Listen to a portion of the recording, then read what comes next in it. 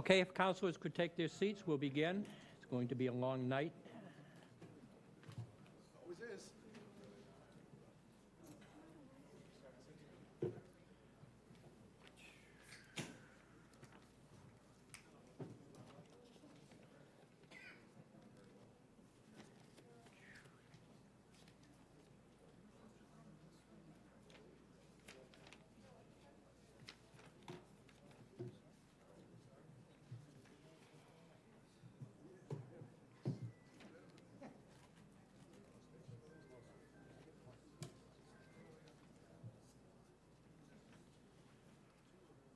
Okay, I would like to welcome you to tonight's meeting of the Barnstable Town Council for July 17th, 2025. In accordance with Mass General Law, Chapter 38, Section 20, I must inquire whether anyone is recording this meeting, and if so, to please make your presence known. Seeing no one. As you're aware, this meeting is being recorded and televised live via Xfinity Channel 8, Channel 1070, and High Definition Channel 1072. It may also be accessed via the Government Access Channel live stream feed on the town website, the My Barnstable app, the dedicated Barnstable streaming app, and streaming platforms including Roku, Apple TV, and Amazon Fire Stick. Madam Clerk, could we have a roll call, please? Councilors: Bloom, Here. Burdick, Present. Clark, Here. Crow, Here. Levesque, Here. Ludke, Here. Mendez, Here. Neary, Penn, Here. Schnapp, Here. Starr, Here. Tamish, Here. Turkelson. Here. 12. Thank you. Just for the record, I would like to indicate that Councilor Starr and Councilor Penn are attending via Zoom. All right. Councilor Lutke, if you could introduce our veteran, please. Thank you, President Tamish. Tonight, we're honored to have a Marine Corps veteran. Corporal Robert Picaro entered the United States Marine Corps in 1973, and you can see his photo up on the screen. He was stationed at Camp Lejeune, North Carolina. Bob participated in a Caribbean float with onshore training at Panama, Vieques, Puerto Rico, and Guantanamo Bay, Cuba. He was assigned to Lima Company, 3rd Battalion, 2nd Marines, Fleet Marine Force, 2nd Marine Division. The 2nd Marine Division is the ground combat element of the 2nd Marine Expeditionary Force. Corporal Picaro began his Marine Corps duties as a rifleman and rose to supervise a mortar platoon that included 20 soldiers. Bob left the Marine Corps in 1975 and now resides in Marston's Mills. Please welcome Corporal Picaro to lead the Pledge of Allegiance this evening.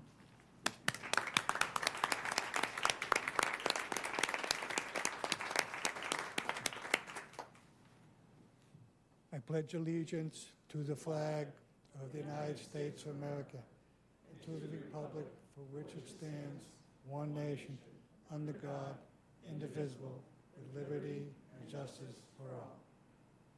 We remain standing, please, for a moment of silence for all those who have passed before us.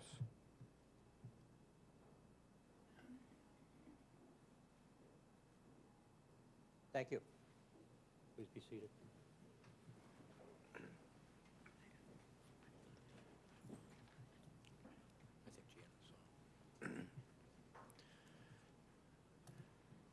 Madam Clerk, you noted that Councilor Neary is here. Okay, thank you. Thank you, Mr. President. Thank you. Okay, we'll now have public comment. Please make sure you sign in with your name and village for public comment. Public comment is 3 minutes. Please keep your comments brief and to the point. Written comments are always welcome at council@town.barnstable.ma.us and will be distributed to the entire council. Please note that your comments will be posted to the Town Council webpage unless you request otherwise.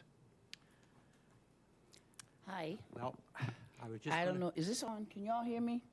Because I don't really need it if it's not working. But anyway, I was thinking about the meeting of last week, whenever we were here, talking about the swamp, the wetlands and all of that. And there was a comment from somebody on the board that said, we have to now wait until it gets to appeal. Now, I'm not exactly sure 100% what the role was of this board, giving them the say-so. But the mere fact that they lied, and I'm not an attorney, but kind of common sense. If I have to fill out something to get me to go across the street and I have to fill out a form and I lie on it, that makes that form no good. And they lied. It is wetland. You guys visited, you saw it was wetland. So it's a game. Why waste everyone's time? And I think, and the hard part for me is I work with a lot of members on this board here, and the majority of y'all have some good hearts. So I know it's not malice. It's not to be cold. I do wish some of y'all had more of a I wish you would attitude. You need to kind of get that, you know, but hopefully it'll come for some of you. But the thing is, what this town does is they pay attention to people with money. And people with money means no one questions it. You just let it happen, no matter what kind of laws they're gonna, how they're gonna treat the people, they just do it. And no one says anything. Oh, we can't do anything. Wrong. The man lied. So we don't have to wait for an appeal. And the proof in what I'm saying, as far as people with money, I've been to this board about other places in this town.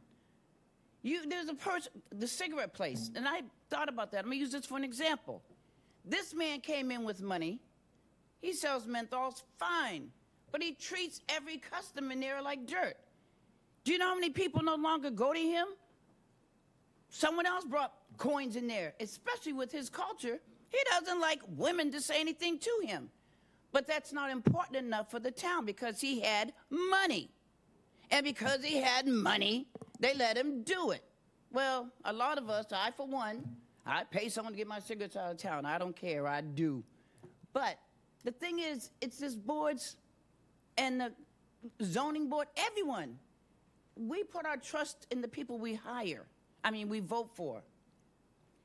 Just because you tell somebody they can do something, it is your obligation to make sure that the people they're going to be dealing with and representing, they're going to be doing it fairly and with respect. You just can't tell that man, okay, you got money, you can do it, because he's got the wrong one. And then I hate to say it, but let's be real. There are people that will punch him in the face. What's going to happen? They're going to go to jail. Ms. Barbosa, your time is up. Okay, I'm sorry, but really, you guys have to think about that. And I know most of you really do. You have good hearts. But everybody is trying to be polite to someone, and sometimes you have to let them know that you have the ability to say, I wish you would. Just get a little bit of that attitude in you, and you'll be all right. Thank you. Sorry, bye. Thank you. If we could, there is a list of people that have signed up, so I'd like to go by the order of the list, please. Eric Horgan. There's 4 of us to read, but we're not necessarily presenting that order, Mr. President. I'm going to ask that Les Traeger go first. Okay. Anna Kozolina go second. Brendan go third, and I'll bring it home. Okay. Thank you. Okay, good evening. My name is Leslie Traeger, and I'm a resident of Falmouth, Massachusetts. So today, city councilors, I am here to share critical information regarding our state's voter rolls and voter history from the 2024 general election. This information comes from extensive research conducted by a team of data experts at United Sovereign Americans, a nationwide nonpartisan volunteer organization. Their team meticulously analyzed official election files from both federal and state sources. While I am not an official spokesman for United Sovereign Americans, I am a dedicated volunteer who is deeply concerned by the findings that are based exclusively on official state election data. Our analysis of the certified results from both the 2022 and 2024 general elections reveals that not all votes were counted were valid and accurate under the law. These findings are substantial and warrant careful consideration. They have already been shared with state election officials and law enforcement agencies and have been submitted as evidence in federal court as part of ongoing litigation by United Sovereign Americans and other parties. United Sovereign Americans is not alone in raising these concerns. Recent executive actions at the federal level, such as the executive order entitled Preserving and Protecting the Integrity of American Elections, underscore the urgent need to enforce and clarify existing election laws. These directives are intended to guide state compliance and ensure that election crimes are prosecuted because the integrity of our electoral system is at stake. Therefore, we are here to seek your awareness, understanding, support, and action. We are proposing a resolution that highlights key statistics and calls for an end to the inaccuracies and uncertainties that compromise our elections. By adopting this resolution, you will demonstrate your commitment to your constituents' concerns and your dedication to upholding voter civil rights and the integrity of our elections here in Barnstable County. It is imperative to address these issues now. If we do not act, the same election systems and procedures that led to errors in 2022 and 2024 will likely produce similar results in the upcoming 2026 general election. At this time, I will turn it over to the next reader to present the resolution. Thank you. My name is Anna Kazulina, and I'm a resident of Falmouth. To continue, we will now read the resolution entitled Resolution for a Legally Valid 2026 General Election. Whereas free and fair elections form the cornerstone of the Republic of the United States, as stated in Reynolds v. Sims 377 U.S. 533, 1964, quote, "The right of suffrage can be denied by a debasement or dilution of the weight of a citizen's vote just as effectively as by wholly prohibiting the free exercise of the franchise," end quote. Whereas election officials bear the responsibility to ensure elections remain accurate and free from manipulation. In Re Coy 127 U.S. 731, 1888, the United States Supreme Court affirmed that election officials must strictly adhere to federal and state laws governing process, defining election misconduct as follows, quote, "The evil intent consists in disobedience to the law," end quote. Whereas our constitutional system of representative government relies on 4 fundamental principles for validity in our elections. First, accurate voter rolls. Election of officials must maintain voter registration lists that are current and correct, which includes facilitating the registration of eligible citizens, as well as preventing the registration of non-citizens, fictitious names, and ineligible applicants from National Voter Registration Act 1993. 2, eligible votes only. Election officials must only count votes cast by eligible citizen voters, U.S. Constitution, 14th Amendment, Section 2. 3, vote reconciliation. Election officials must ensure that the number of votes counted matches the number of participating voters. 4, systems accuracy. Voting systems must achieve accuracy standards set by Congress by limiting ballot counting errors to no more than 1 error per 125,000 ballots from Help America Vote Act 2002. Election officials must substantiate assertions of accurate outcomes with transparent records.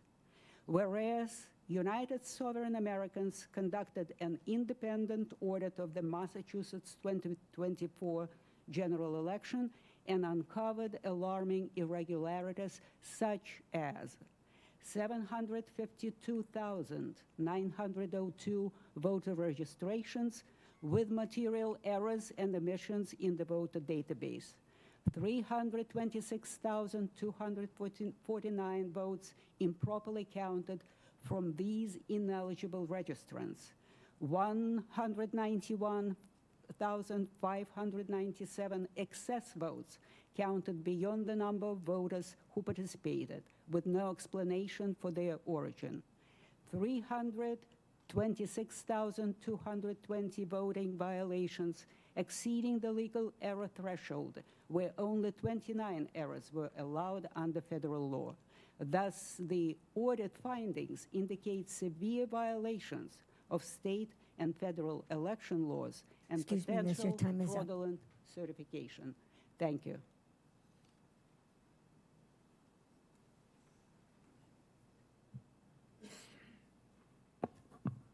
Thank you. Whereas election accuracy is defined as the ability to capture and report voter selections without error, by definition, only eligible citizens are voters. Election officials violate civil rights, undermine public trust, and jeopardize national security when they certify an election that fails to reach this standard. Whereas the irregularities in the official records of the 2024 general election call into question the validity of the election, threatening the guaranteed protection of our natural rights under a Republican form of government. This emergency inflicts immeasurable harm upon our families, our way of life, and the fabric of these United States. It raises the specter of false representation in U.S. Congress and state governments, an allegation that election officials are currently unable to disprove. Therefore, be it resolved that the Barnstable Town Council of Barnstable County demands immediate action to ensure a legally valid and transparent 2026 general election by implementing the following measures. 1. Infrastructure compliance. Election officials must ensure that all voting systems meet Federal Information Security Modernization Act, FISMA, standards and maintain compliance throughout the election process. Voter verification. Verify that all voters are legally eligible U.S. citizens before their votes are counted. If a voter's eligibility is in question, their vote must be held as provisional until legally verified. 3. Ballot security. Enforce all issued and counted ballots to comply with robust chain of custody protocols to secure ballots from forgery, tampering, coercion, destruction, or injection. Accurate counts. Ensure all voted ballots are received and every valid ballot is accurately counted, with any material questions resolved through lawful adjudication procedures with oversight. Proven outcomes. Election officials must investigate and resolve, or if necessary, re-administer any elections that cannot be proven accurate and compliant. In every jurisdiction, officials must provide records substantiating election and initiative results to citizens. Additionally, officials must securely store all ballots and operational records, including electronic records, to protect them from auditing purposes of tampering or alteration. Be it further resolved that the Barnstable Town Council calls upon county, state, and federal legislators, law enforcement agencies, prosecutors, judges, and election boards to uphold these principles, ensure legal compliance, and restore public confidence in our electoral system.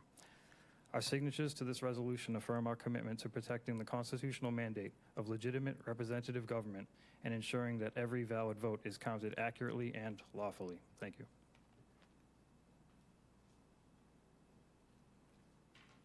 Mr. President, council members. In conclusion, you have just heard a resolution that exposes significant inaccuracies from voter registration through the certification of the 2024 general election. It calls for immediate, substantive action to ensure the integrity of the 2026 general election for all voters. The resolution is firmly grounded in multiple U.S. Supreme Court precedents, which underscore the necessity of these corrective measures. Our current election procedures do not fully comply with established laws, and these laws are too often disregarded. Some citizens, including elected officials, mistakenly believe that these issues can be ignored because the president, the current administration, and other officials are, quote, handling it, unquote. This complacency represents an abdication of civic responsibility. Benjamin Franklin's warning, quote, "It's a republic if you can keep it," unquote, applies not only to his generation, but to ours as well. Your leadership and decisive action are urgently needed. Our voting system, which should protect our most fundamental rights, the right to choose our representatives, is failing to deliver accurate, transparent, and verifiable results. Should we continue to ignore these anomalies within our election system, a system essential to our national security?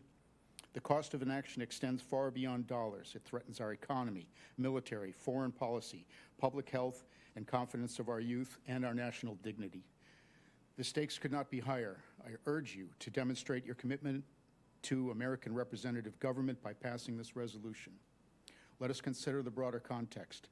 Many Americans, including a significant number of residents in Massachusetts and Barnstable County, have concerns about the reliability and transparency of our elections. While we all wish that this were not the case, official government data substitutes these concerns, and the law requires that they be addressed to safeguard our liberty. Regrettably, government representatives at various levels have not been transparent or responsive to citizen audits of official election data. The right to choose our representatives through lawful and transparent elections is the cornerstone of our constitutional republic, a right fiercely defended for over 2 centuries. Today, you have the opportunity to uphold that legacy and demonstrate to your constituents that you value American liberty by passing this resolution. For information, the United Sovereign Americans website provides informative videos explaining the anomalies, apparent legal violations, and lawsuits identified in Massachusetts and other states. I encourage you to visit uniteforfreedom.com. That's unite, the number 4, freedom.com, to learn more about this vital issue. We thank you for your attention and consideration. Mr. President, I have a copy of this resolution for you and all the other council. Okay, would you hand them to the town clerk there, please? The rest of the council members will receive electronic copies tomorrow. Thank you.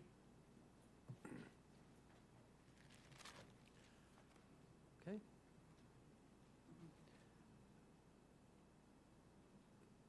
I believe I'm next. Okay. My name, Nina Tepper. Okay.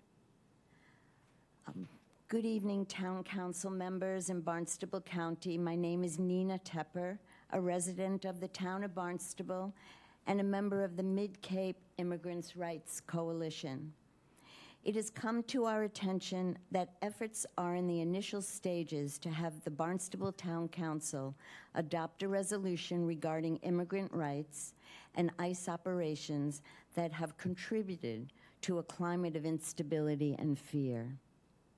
The specifics of the resolution are still being drafted and discussed, but we believe that showing up and sharing firsthand stories of how the current environment impacts Barnstable in all facets of its life is crucial. From personal experience, I want to speak on the important contributions of immigrants in our community, without which our vibrant Barnstable community would not thrive, especially concerning our region's dependence on reliable seasonal workers. Since I retired as a public school teacher in 2014, I have taught English to immigrants in various community settings. I have had students from Haiti, El Salvador, Guatemala, Brazil, Russia, and other countries. Many of my students are professional workers in their home countries, from teachers, dentists, lawyers, therapists, nurses, business owners, and more. Compelled to leave for a multitude of reasons with a hope of finding the American dream by first learning English and studying to become a U.S. citizen. According to the Pew Research Center, only 22% of immigrants in the U.S. are undocumented. My students shouldn't have to hold that fear. They come to my evening classes after working all day as painters, masonry and construction workers, floor sanders, landscapers, waitresses, cooks, cleaners, nursing home attendants, hospital assistants, you name it. Immigrants are part of every corner of our community, filling important roles we truly can't function without. Many of my students leave class and rush off to a second or third job just to make ends meet. Not only are they incredibly hardworking, they always express gratitude to me after each class. Since ICE activities have increased across the Cape and Islands, many are fearful of going to work. During this volatile time, we hear of restaurants and other businesses struggling to find employees. Besides the dehumanizing stress placed on immigrants, many of us don't realize the economic toll we all face due to the policies that target immigrants unjustly. The latest estimate of tax contributions by immigrants to the economy of Massachusetts is upwards of $650 million.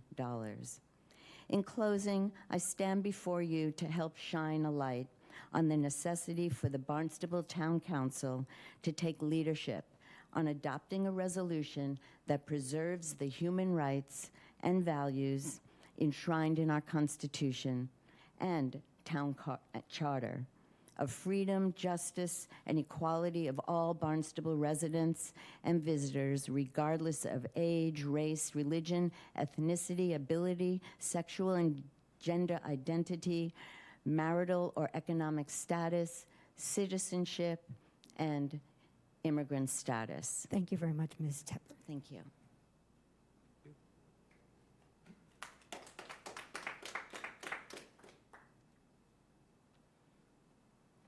Good evening. I'm Barry Scheingold.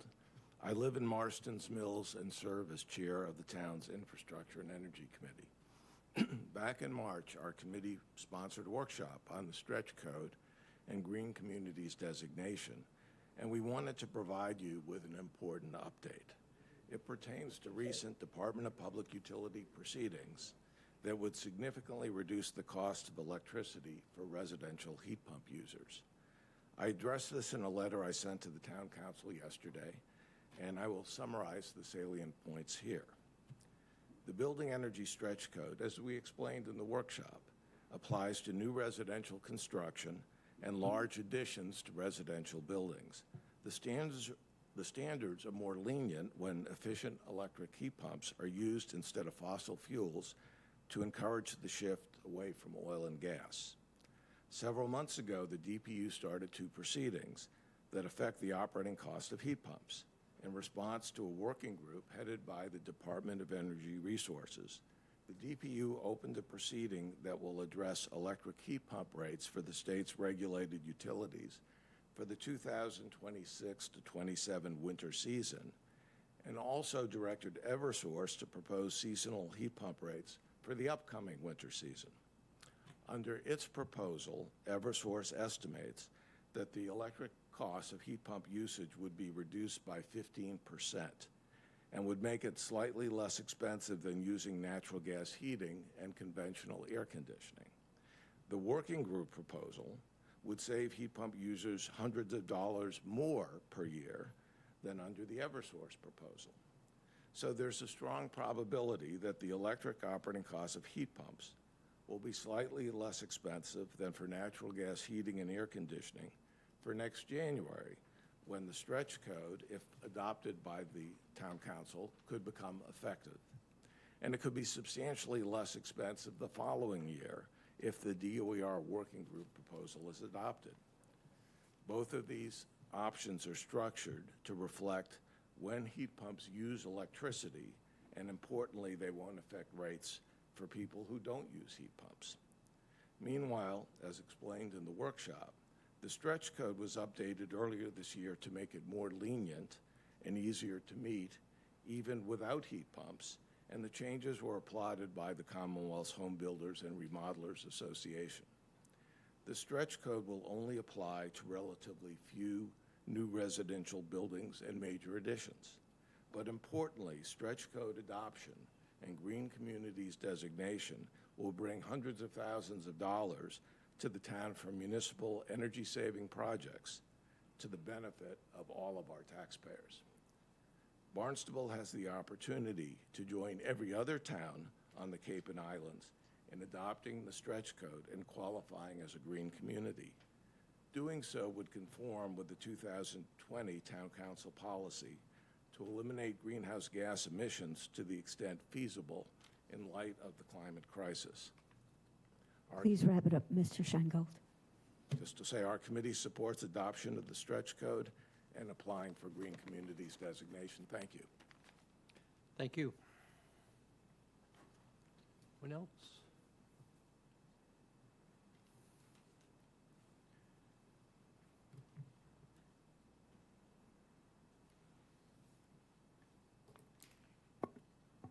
Hi, Lisa Nagel from the Village of Katuitt.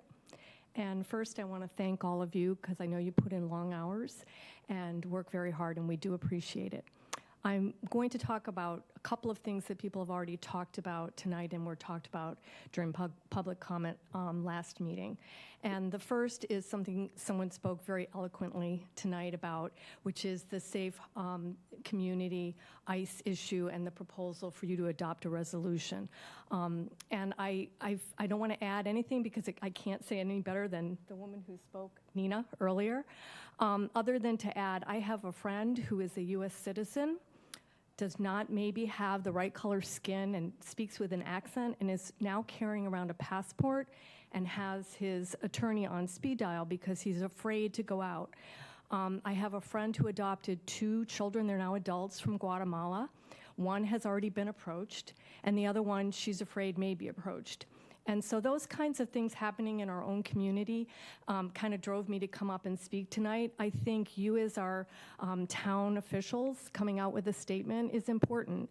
As a former attorney, to see that due process is not being followed in many of these ICE situations just really, really makes me angry and upset and worried. So I really think statements like this are important. So I would really encourage you to consider that proposal and vote in favor. And then the second topic that has been spoken to, I was not aware of until I came to the meeting last week about the Pleasant Hill properties. In general, I am in favor of affordable housing, and even the resolutions that were passed that are currently under debate. I think we need to give some of the zoning changes a chance. That being said, I think we should also be very purposeful and smart about some of these housing units. I think you need to look at neighborhoods that are being disturbed and also ecologically sensitive properties. I looked at where this is on the map. I used to work for a land trust, and maybe the Conservation Commission, I think they try to do a good job. Maybe they need to revisit it. I know we had a drought going on. Maybe there's water there now and would change their opinion. I think this is an ecologically sensitive area, and I think we need to maybe revisit the issue. I also would like to show my support or voice my support for the green community. I think that's also a really important designation that we're missing out on funds, and also just because it's the right thing to do. Thank you. Thank you. Anyone else? Seeing no one on the room. Lynn, anyone online? There is no one online. Okay, thank you. Okay, I just want to, I'm sorry? I'm sorry? Oh, here.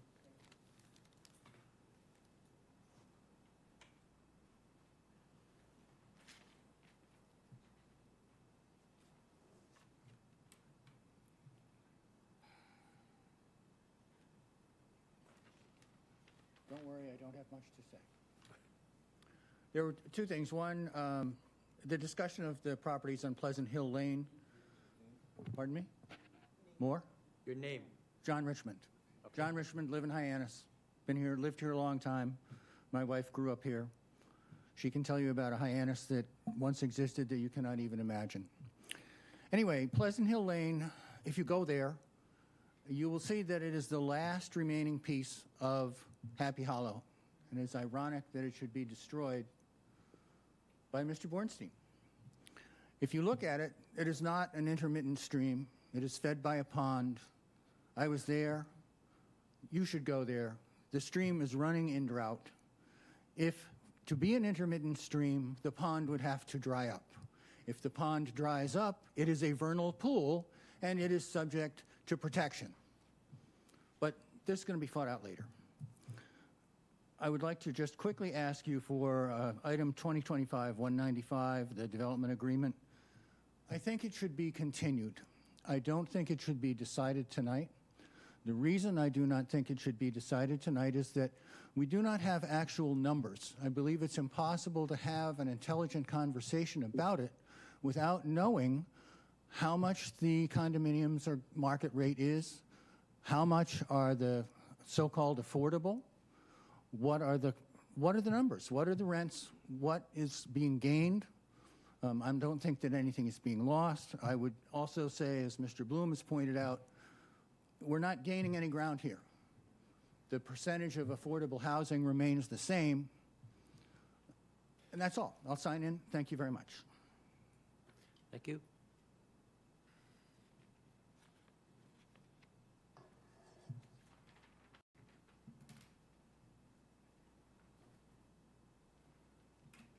Schwab. Eric Schwab, Hyannis. I brought my honey to-do list. Lisa DeLuce took the time to collect 260 signatures asking you, all of you, to look at Pleasant Hill and render an opinion. No one has gotten back to her. No one has called her. No one has said, we're happy to schedule this for you. I think that's a failing of leadership. I think it's frankly rude given the amount of time and energy so many of us have devoted to engaging the residents of Hyannis and getting them to come here and talk to you about all sorts of stuff. And then we bring you a petition, you don't even acknowledge it. I think that's a shame. Chris Kuhn has sent you multiple letters, and he has not received an indication from leadership about when a discussion of the DCPC nomination for Hyannis might go forward. We just want an indication. Are you guys serious about looking back and fixing problems, or do you just want to look forward? If you want to not think about the mess you made in Hyannis and you just want to go forward with zoning changes, we applaud you. That's great. You know, the ad hoc committee on zoning did some really good work, and we encourage you to allow those items to go forward this evening. However, they don't look back. They don't have the ability to fix some of the problems that we're seeing with overbuilding. So we suggest that you consider allowing the planning board to look at the DCPC and the ad hoc committee's recommendation together. If you want an opinion of planning, right, then give them the full problem. Give them the tools they need to solve the problem, and that might be looking back. Let them decide. We've had a whole bunch of presentations here about zoning enforcement, commercial parking, home occupations. We were told that we were going to have a meeting in August with the residents to discuss the progress of town administration regarding items that were surfaced. Andy Claiborne set up that committee. And now I see there's a home occupation ordinance recommendation on your agenda that's totally deficient. It has not been vetted by the public. It has not been vetted by the people who asked for it. And now it's on your agenda. Mr. Schwab, your time is up. Just almost done. The CLF lawsuit, okay? You need to seriously consider that the town is culpable. You need to consider that possibility and understand that there's a very good chance that that plant had excess nitrogen releases. Thank you very much. Thank you.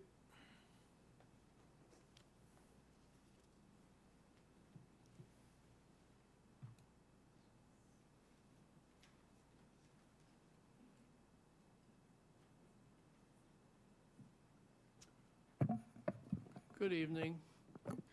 Usually it rains on every Thursday when town council convenes. It's not raining yet. My name's Larry Moore from Cotuit, and I'm here to talk about the town council rules. I, perhaps more than anybody else, other than the members of the ad hoc committee, have inserted a great deal of energy, a great deal of thought into these rules. I am at this point objecting to you considering and adopting the proposal of these rules at this time for these reasons. First of all, the last public hearing, open meeting for the ad hoc committee was on February 10 of this year. Since then, it's been silent.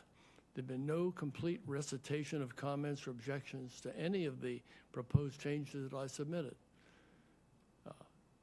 My comments and objections were timely submitted following the February 10 release of the document.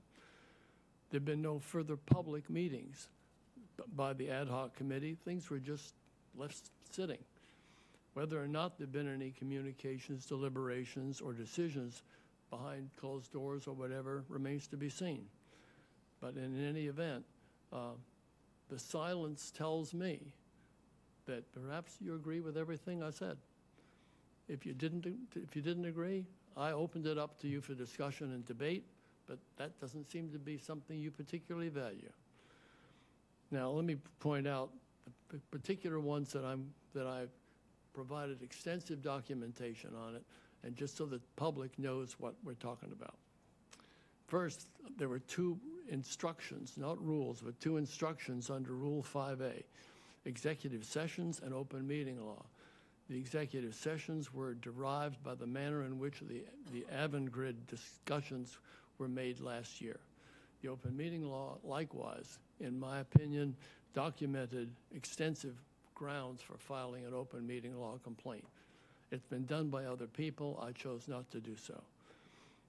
Rule 11B, the ad hoc assignments.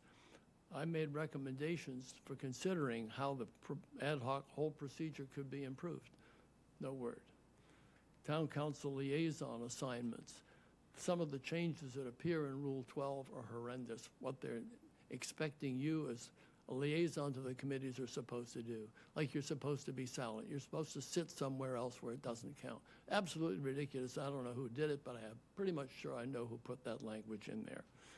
Introduction of council business, Rule 5D. That deals with the direct impact blocking easy access for the public to be heard by you. It's a labyrinth to get through that. If anything, a rule should say, this is how we can help the public be heard. That has never been done. It's time to do it. Agenda setting, Rule 5E, prevents procedures for which public input or means of access submitting issues. That's the same thing I just said, but public comment is not the vehicle that's going to get us there. Standing committees. It's been a major concern. There's ad hoc committees. 2 or 3 of them have been going on. We're dealing with appointment decisions and procedures. We have, in my view, over the last few years, the best appointments committee we've ever seen. I'd like to see them authorized to make some changes that can be recommended, and those are forthcoming. And the final point is record-keeping rules under 1C. It came up in the very early proceedings of this ad hoc committee that issues were raised about documentation being protected. That has not been expressed at all. So this is what I have pending. I've got reappointments of multi-member committees. That is going to be submitted to the appointment Thank you, Mr. Moore. You're way over, but I appreciate your input. input. One sentence away. And the next thing, term limits, is already pending before the Committee on Committees. And the final thing is, in a future appearance here, I'm going to talk about town council leadership and what it is and what it is not. Thank you. Thank you. Any further public comment? Seeing none, no one online? Okay, I'll close public comment. As is my custom, I mentioned the emails that we have. Laura Schufelt, opposed to the regulatory agreement, item 2025-195. Darlene Hoyt, wants health and environment, especially water, as a priority over profit. Jake Dewey would like item 2025-075 sent back to the planning board and wants the council to look at the housing ad hoc committee recommendations. Chris Kuhn questioned the downtown Giz area, asked that the commission further define the area, and was calling for a DCPC for the Giz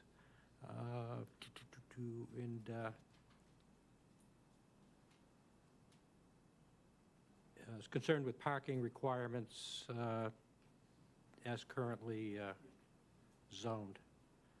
Mr. Sheingold sent us a letter also basically covering what he summarized tonight. Susan Fernald regarding Pleasant Hill Lane. Melody Massey, also opposed to the Pleasant Hill project. And Raquel Paula regarding the discontinuation of the Learn to Skate program at the Hyannis Youth and Community Center. So that is the emails that we have gotten. Is there any response to public comment? Councilor Ledke. Thank you, President Tamish. I think I saw a theme at the beginning of public comment having to do with legal processes. Marianne Barbosa, I don't think, is no longer here, but we should be thankful there is an appeal process. The Conservation Commission made a decision.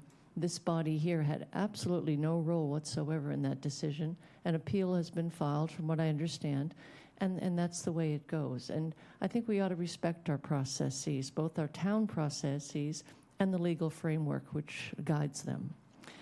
And for our second speakers, while they were speaking, I looked up a case that they brought against Texas, and I will absolutely not support their recommendation for our proclamation. The case they brought against Texas, the ACLU of Texas, along with co-counsel partners, represented the Texas State Conference of the NAACP and the League of Women Voters in their attempt to intervene as defendants. I stand with the League of Women Voters, the NAACP, and the ACLU, and I will absolutely not support. But I can kind of connect those four individuals who spoke to Larry Morin's. You ought to be, I think, appreciative that in our town rules, you can comment on anything. And I listen to everything, and when ideas are brought up, gosh, I'm going to run with that, or maybe I won't run with it. Like I said tonight, I'm immediately not going to support that proclamation of those folks, the United Sovereign Americans. But there's a lot of communities where you only can speak to agenda items. So I think it's really good that we open it up like this, that we do. And Nina, absolutely gorgeous comments. I know there is a draft underway. I think it could use some stronger language myself, but it's in the works. And that's one proclamation I absolutely will support. Barry Sheingold is an example of an individual who's been working very diligently through the processes of the town on the green communities and the stretch code, and I look forward to that coming before the council. Again, an example of how to bring something forward in a very logical, deliberative way. Lisa, former attorney, again, thank you so much. And again, as a former attorney, you understand, and again, that proclamation to support, there's legal processes. We can't just bypass those and stand by. And as far as Pleasant Hill Lane, again, back to Marianne, it's in the process, and we'll see what comes of that. There's other pieces to it that maybe we do have a role in. Eric Schwab, I read all of Chris Kuhn's things. They're amazing. He's just brilliant. And I do think we should send the DCPC to the planning board. I think that would be the right entity to look at that. I don't think that idea is far-fetched. I think it might be appropriate to look at that in the context also of what the ad hoc committees do. And Larry, I know you attended every one of our meetings, so I commend you for that and your comments.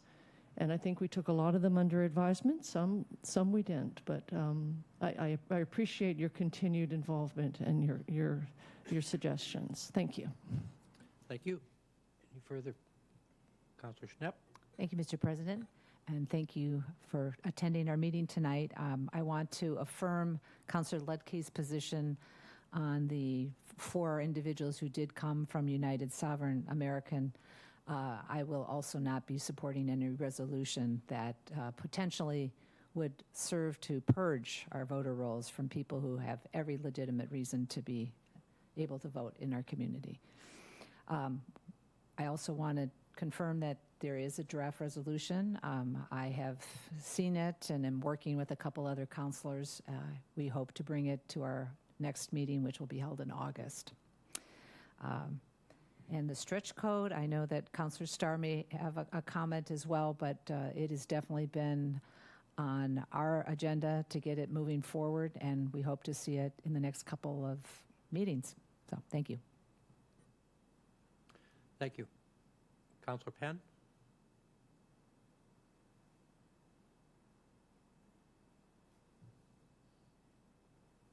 Counselor Penn? Yes, I'm getting there. Thank you very much. I just wanted to say that I support very, very strongly the suggestions of Nina Tupper for the immigrant rights and safety, et cetera, et cetera. I'm glad there's a draft underway, and look forward to reading that. John Richmond, you know, the numbers and the dollars don't really matter on 2026-095.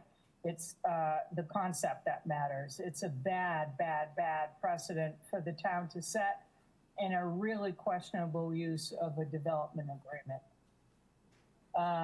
Mr. Schwab, the DCPC, I look forward to the town council directing the planning board and town manager to activate the request for that.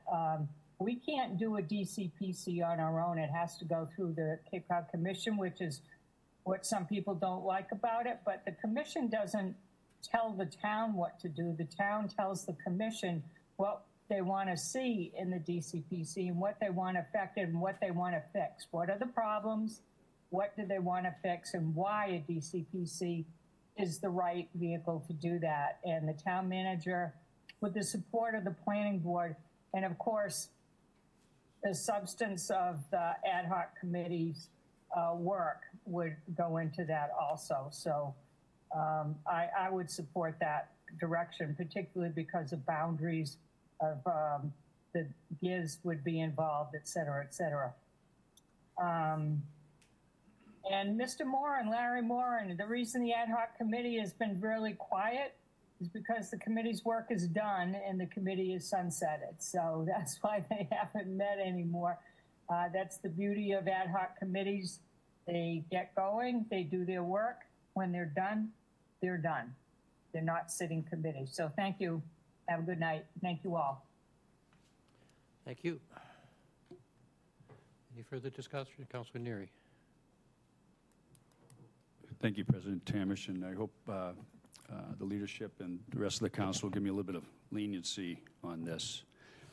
Been on the council now for 8 years, and for the most part, I think that everyone who's been elected tries to keep personal out of what we're trying to do up here. One of my employees brought some information to me, and maybe if I can get just a little leniency here, I'd just like to ask the person sitting here a question, and that's Mr. Schwab. You don't have to, you can nod your head, but there is some form of a social media thing that you do, Barnstable Unreliable or whatever it is, not Barnstable something. And I'm assuming that you write these, or does you have a proxy that writes this stuff? Well, if you're concerned about your relationship with Stu Bornstein, he's here right now. He just walked in.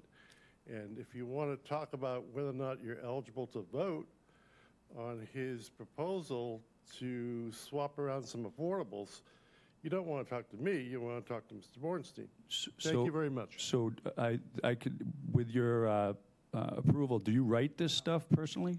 And I'll tell you why, folks. I'll give you a little bit of information. So, Councilman Eric, can we just keep yes, it to yes. Are you supposed to speak through you, Mr. President? No, that's fine. I think you've indicated that you write this stuff. So I've been on the council for some time now, and I think I'm perfectly capable of talking to you, of talking to anybody, any one of my constituents, any person in town. But when my employee comes up with this Barnstable Uninformed website and says... Sir, you're asking me to respect you by standing Schwab, here. Mr. The Schwab, least you can do Mr. Schwab, is you are out of correctly order. identify the publication Mr. Schwab, by name.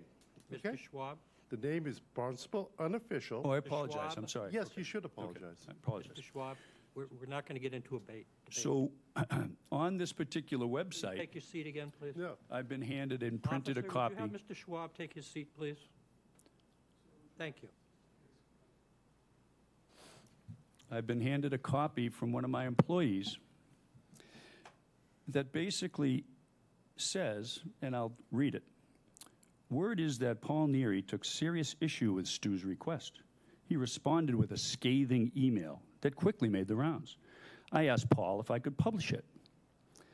Bottom line, without Neary's vote, Hack doesn't have the numbers. And Neary's concerns go deeper. He worries that Stu's erratic behavior is threatening to kill the golden goose downtown. The ad hoc committee on zoning is moving forward with their recommendations, and if they stall, Chris Kuhn has a DC PC ready to go.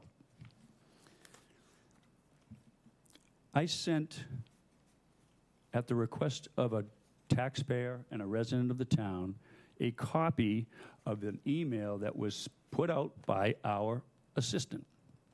In the email, it had a particular, I assume, a resident that was unhappy, and attached to that email was Mr. Schwab's information that he posted. He followed it up right after that. And by the way, I'll read you my response to Mr. Schwab. So he said that my email rattled Stu, he wants a deal. He's meeting with Hack today. He asked to support. This is not to promote the website. The point that I'm making is I just forwarded the email that he was attached to. Now, I'm sure that there are people involved with this particular social whatever it is. I don't participate in that stuff because these are the things that happen.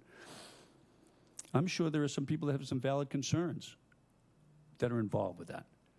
But when the author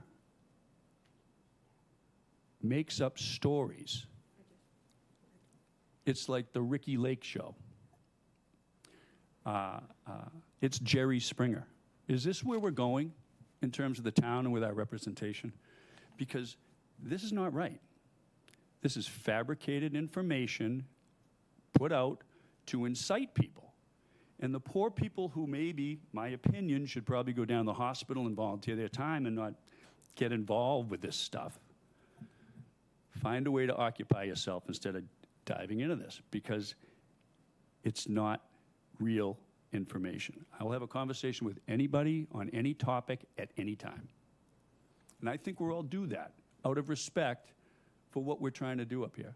You know, one of the things he followed up with is he's determined that maybe I might not run up in November. And you know, this is the time of year when we think about that. We all do, right? An election's coming. And I'm a very, very, very busy person. And these questions go through my head.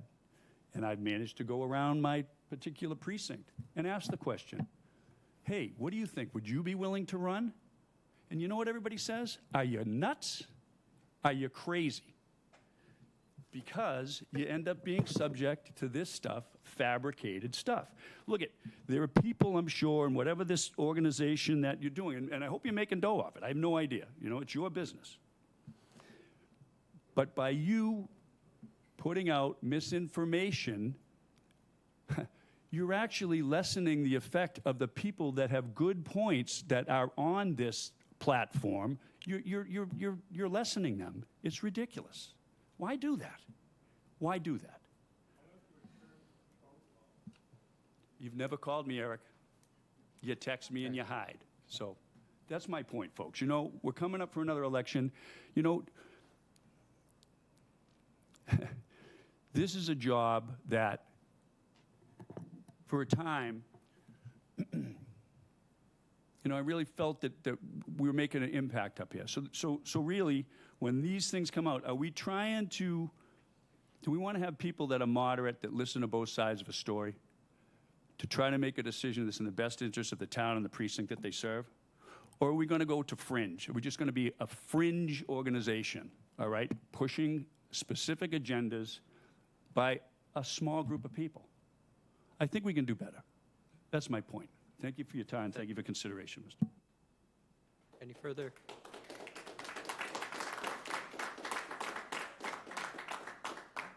Any further response? Councilor Vivek? Thank you, President Tamish. John, I just wanted to, I know that Councilor Penn, I just wanted to say your comments in regards to the numbers are valid. I think that maybe more information, I think that's what you're asking for, is needed possibly to make a decision, and it is something that I've thought of. So I just want to recognize that, and I appreciate your input on that. And not that I don't think Councilor Penn, and I don't put words in her mouth that she was trying to take away from that. I understand what she's saying too as far as process goes. But at the same time, I also wanted to let you know that you were heard, and I do agree with you. And I just want to thank also too the comments in regards to you know, the immigrant population and what's happening. I work very closely with the Brazilian Resource Center, and I've made a lot of friends over the last 5 years since I've been volunteering there. And you're seeing it firsthand, the fear that's in people's lives. I bring food there, and people are afraid to show up to pick up the food to feed their families, things like that. And I'm not saying I understand there's a right way and a wrong way to get into the country process and things of that nature, but I do think that there's a definite overreach, and that we need to have, we make a stand in regards to that on the town council. So I'm in conversations with Councilor Snepper in regards to the resolution that will be taking place. So I appreciate you being here today. Thank you. Thank you. Any further discussion? Councilor Turkelson. Thank you, President Tamish. Just wanted to address Mr. Schwab's comment and Mr. Moran's comments. You know, I got a sense from both of them that they feel like we're not listening to them. And I do want to thank President Tamish. When I receive those emails, I reach out and he takes the time to call me or bring me up to speed. You know, there's 13 of us. It's a lot of moving parts. And, you know, we're not privy to every conversation that happens, but I think when people write to us, you know, if it strikes a chord with us, we reach out and ask. So to think that we're not doing that, I think, is unfair to us. And also, I know that there's some things coming forward that, you know, that leadership is thinking about in response to public comment. So we are hearing you. We are doing things about some of the recommendations, and not everything not everything resonates with us. So I think give us some credit. We're working hard for you. Thank you. Thank you. Any further comment? Seeing none, I will just respond to one comment. I'll just make a statement. I've talked to Chris Kuhn on the phone probably 2 to 2.5 hours over the last 4 to 5 days, since the weekend. So I'll just leave it at that. So, okay. Moving on, Town Manager Communications. Town Manager's report has been posted on the website, and also there is a video report available. In his town report, the fiscal year 2026 operating budget was approved, and they will be starting the fiscal 2027 operating and capital budgets in mid-September. The town manager sent a letter to the Mass Commissioner of Public Health requesting the Massachusetts Department of Health take additional proactive steps to address the growing public health concerns related to PFAS. Discuss the opioid abatement funds, that the total expenditures have been $336,898 so far. Some good news, and a lot of people inquiring about the Sunnyvale Playground. The Sunnyvale Playground and Parking Lot project has completed the public bid process, and the construction contract has been awarded to Dandel Construction. A kickoff meeting was held on-site earlier this week with town staff and the contractor to discuss the site and anticipated activity. So that is moving forward. The Recreation Division processed over 20,000 resident parking permits to date. Dave Anthony, who is here tonight, congratulations to Dave. He has been elected the chair of the Cape Light Compact Governing Board.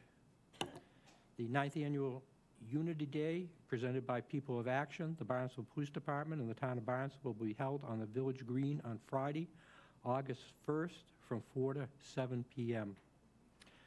They're on the video link, Assistant Town Manager Andy Clyburn and Communications Director Lynn Poyant provided an enforcement update. Kate Maldonado and Kelly Colopy also updated the Planning and Development Flow Neutral, a local comprehensive plan, and a water resource update. So all that is available on the website. Have any questions for the town manager of the council? Councilor Schnepp? Thank you, Mr. President. I have just a couple of questions regarding the presentations, and the first was on the enforcement. Assistant Town Clyburn presented that. I confess I didn't have a chance to actually watch the video, but I went through the presentation and just had a couple questions regarding the materials. There was a very extensive list of how our citizens can report a problem or complaint. I had no idea, actually, that there were that many opportunities to do so. I do have a concern that a lot of them are a telephone call only, and I don't know if, because a lot of times you might have a concern on the weekend or off business hours, and are we thinking about having additional ways for making those complaints so that we can document them and also know that we'll be getting a response? Sir, with your permission. Andy Clyburn, Assistant Town Manager. Appreciate the comment. Yes. What you saw today was really an intern step. We've consolidated. We got a lot of great feedback from our public, and this step is basically to try to consolidate it in one location.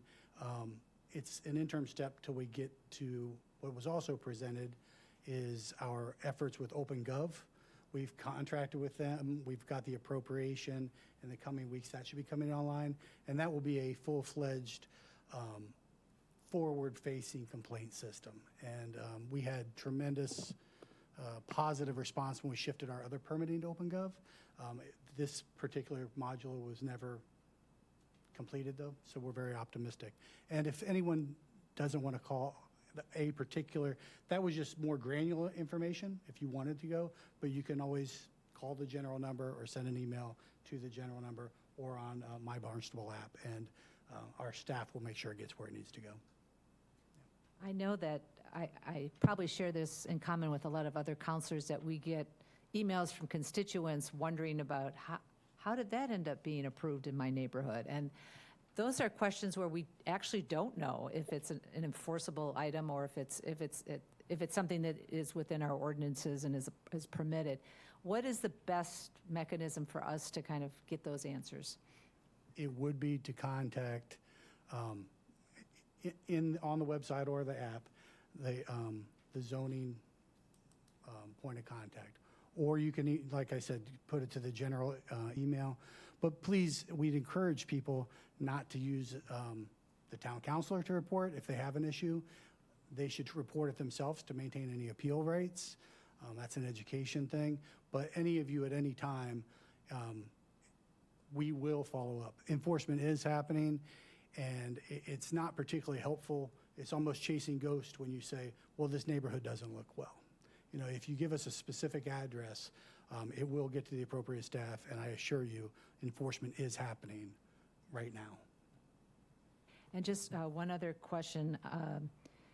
The most recent agenda, which was not the one I was referring to in preparation for tonight's meeting, now includes the proposed changes to the home occupation ordinance. Yeah. Will you be giving a brief presentation tonight before we refer it to the planning board, or are we No, just? Okay. Jim Kuffner has the lead on that if there are Okay. specific questions. But that's really the beginning of the process, right? I heard Eric's comments. We absolutely want the public to participate in that, Okay. and that's the process. We put together, based on our experts, what we think is a reasonable change to that. Okay. You'll see commercial vehicles coming in August, and pretty much every town council meeting for the next several months, we have items that we want to bring forward. But this is the first one. It'll be referred to the planning board, have public hearings, and work its way back. We hope to have all of those back by the second meeting in October. And by then, we will have also brought forward Brian Florence's workshop on all the fees that are going to potentially pay for the resources that are needed to enforce these new regulations. Thank you. A lot of work has Yes, a been lot of work happening. has been done. Thank you. Thank you. Councilor Letke? Just to follow up on that open gov, so is that going to be the primary mechanism? And that's the same thing you do building permits through? It is. We use that across town for a multitude, licensing, building. Yeah, it's used across town. I think that's a great step forward. I mean, I'm working absolutely. on a building permit right now, and it's fantastic. I can upload things. I can upload all sorts of stuff. I get immediate responses. So much better than calling and emailing. It's a trackable way to do it. It is. There was significant effort to get all the departments on board and make sure sensitive information isn't public. So that's what we've been working on.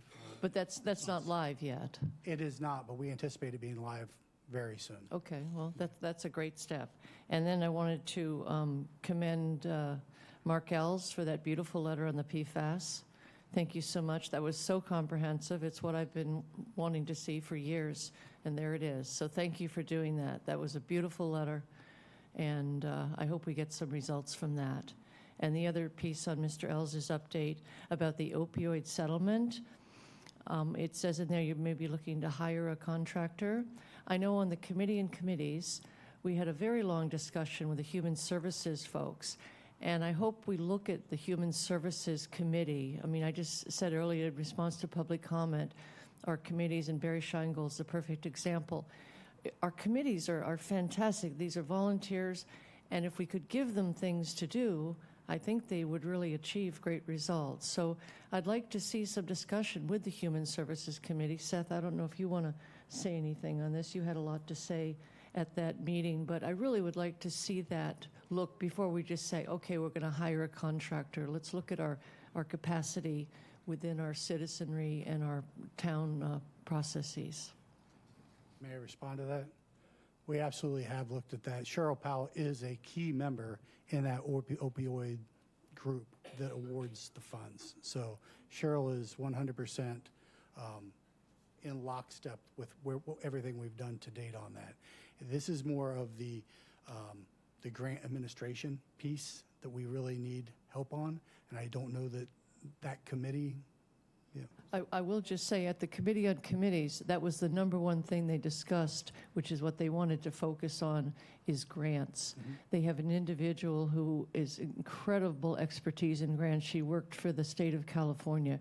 So that's one of the things they brought up, and that's when I saw that, I did the immediate connection because we had a very long discussion on that, and grants were right at the forefront. That's fantastic. We'll make sure and engage. Councilor Turkelson? Assistant Town Manager Clyburn, I know one of the comments way back when we started this was that there was kind of not a closeout procedure in open.gov. When we had a problem property, we didn't have a way to track the data as to what the end result was, or, we're putting time, money, and effort into something, and what are we getting out on the other end? Is there going to be more tracking on the backside of a case to close that out so that we can track statistics over time? Yes. Great, thank you. Councilor Bloom?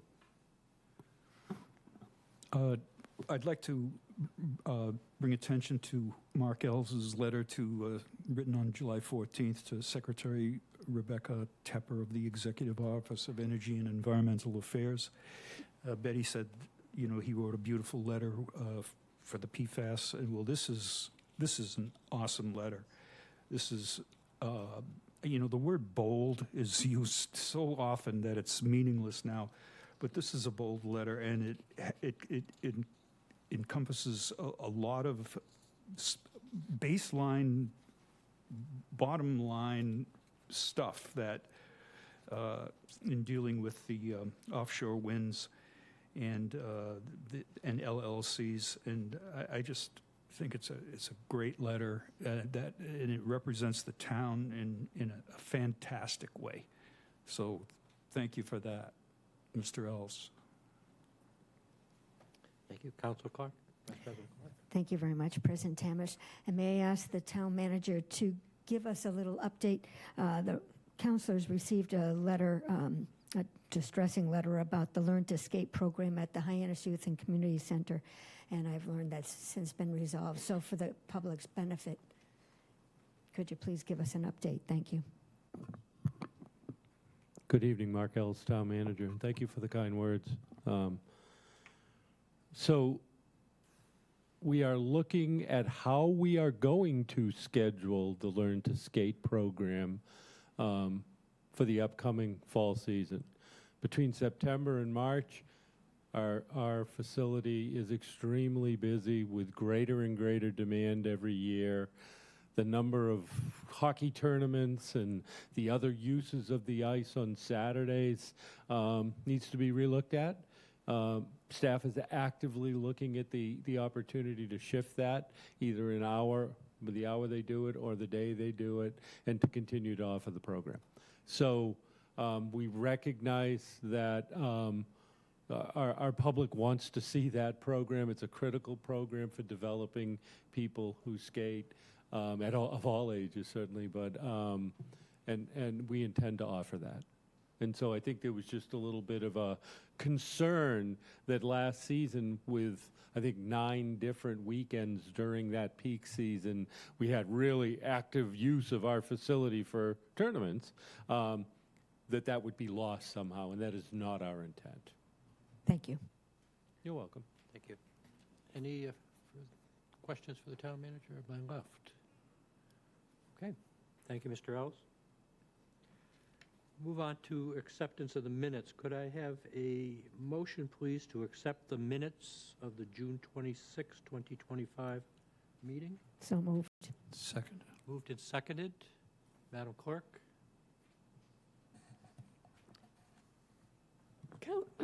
Excuse me. Councilors Bloom, Yes. Burdick, Yes. Clark, Yes. Crow, Yes. Levesque, Yes. Ludke, Yes. Mendez, Yes. Neary, Yes. Penn, Schnepp, Yes. Starr, Yes. Tamish, Yes. Turkelson. Yes. 13 yes. Thank you. Communications from elected official boards, committees, staff. Any discussion, members of the council? Councilor Neary.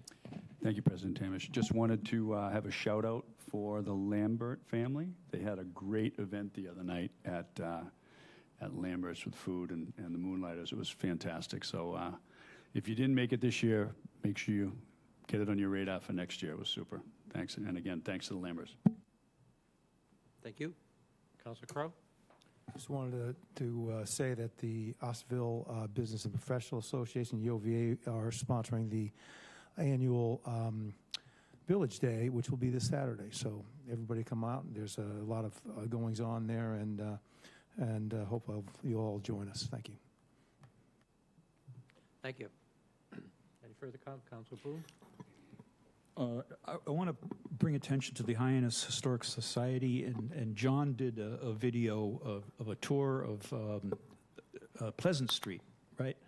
Yeah, and I haven't seen the video yet because I just found out about it yesterday, but I think it would be a very interesting video to watch. And I'm wondering if you could also do one on the street next over School Street. That might be a nice... Yeah.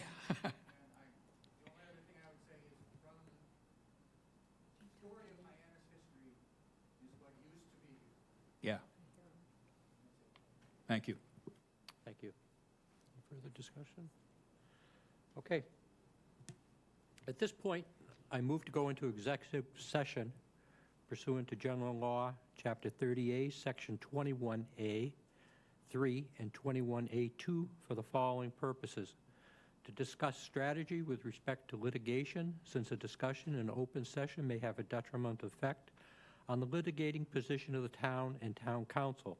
Specifically, the town council will discuss the lawsuit filed against the town in July 2024 by the Conservation Law Foundation regarding claims under the Federal Clean Water Act, and to conduct a strategy session in preparation for negotiations with non-union personnel, specifically Mark Ells, the town manager. The council will return to public session after the executive session. So do I have a second? Second. Okay, Madam Clerk? Councilors Burdick, Yes. Clark, Yes. Crow, Yes. Levesque, Ludkey, Yes. Mendez, Yes. Neary, Yes. Penn, Schnapp, Yes. Starr, Yes. Tamish, Yes. Turkelson, Yes. Bloom, Yes. 12 yes. Okay, as I said, we will resume in public session after the executive session.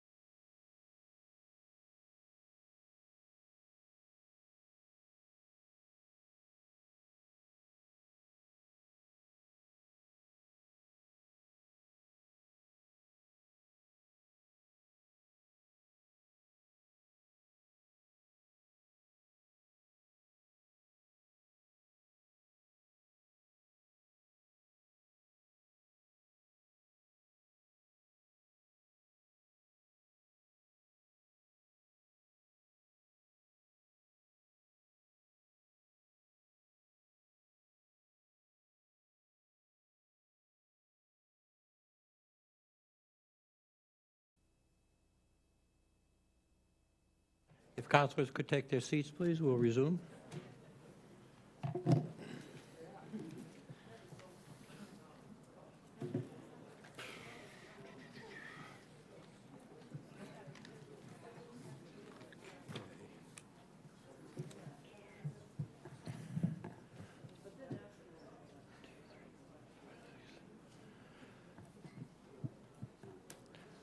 Okay, I believe we have a quorum in the room and online. At this point, I would like to recognize Vice President Clark for a motion. Thank you very much, President Tamish. As a result of our executive session, I make this motion that the town council shall notify the town manager of its intent to renew the town manager's employment contract with the town and shall enter into negotiations with the town manager regarding the provisions of such contract, and further authorizes the town council president to commence negotiations with the town manager. Second. Okay, moved and seconded. Any discussion on the motion? Seeing none, Madam Clerk?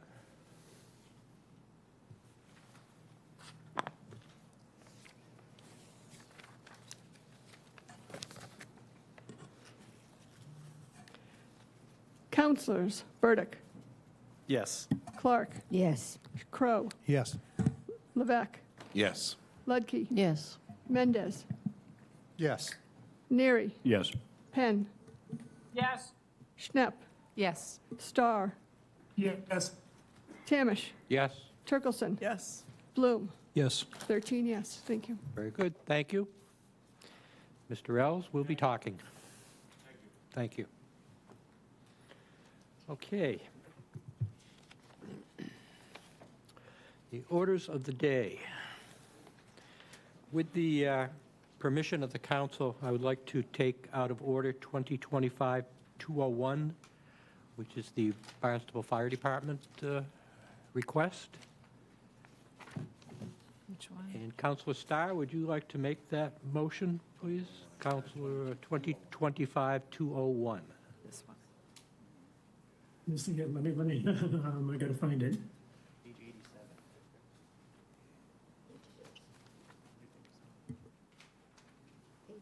Page 87.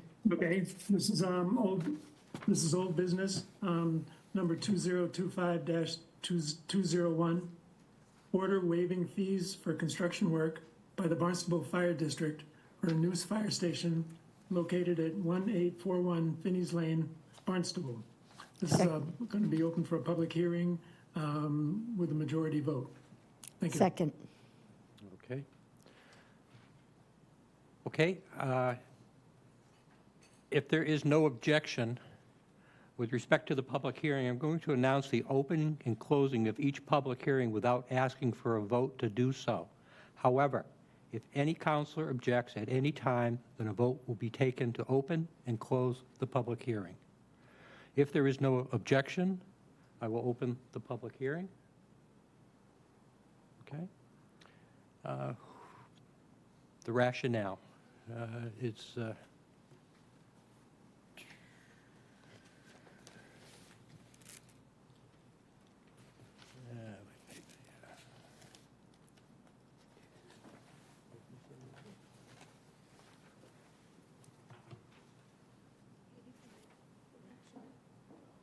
okay.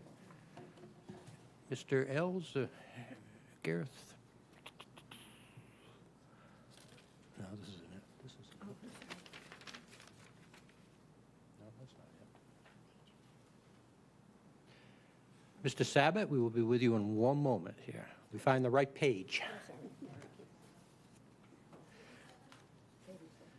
Okay, this is page 87, all right?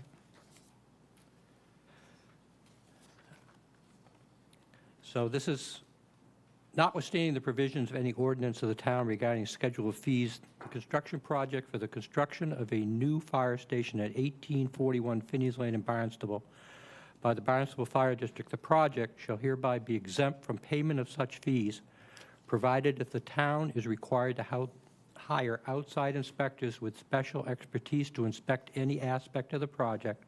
The Barnstable Fire District will pay those costs, and provided further that this order shall not become effective until a memorandum of agreement between the town of Barnstable and the Barnstable Fire District substantially in the form attached hereto is executed and filed with the Barnstable Town Clerk, in which the Barnstable Fire District agrees to pay any such costs for outside inspectors. We have done this for, Mr. Ells, did you want to comment on this?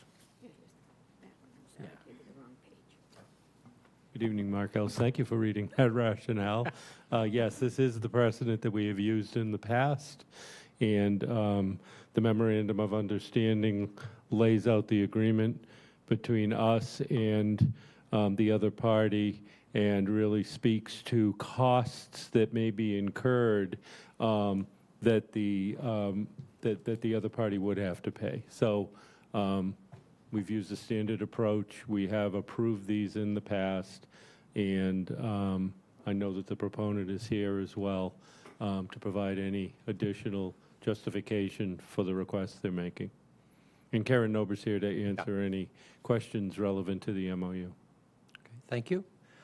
Is there, Mr. Sabat, I don't know if you wanted to make any comment before I ask for public comment? Or Chief Beal?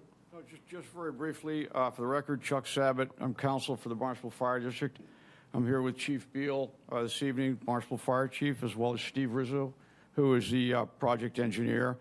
And we're requesting a waiver of the inspection fees with respect to the construction of the proposed new fire station. As you may know, the proposal is to demolish the water district building, which is located on Finney's Lane, and on that site, we'll replace it with a new fire station that will serve the residents of the village of Barnstable.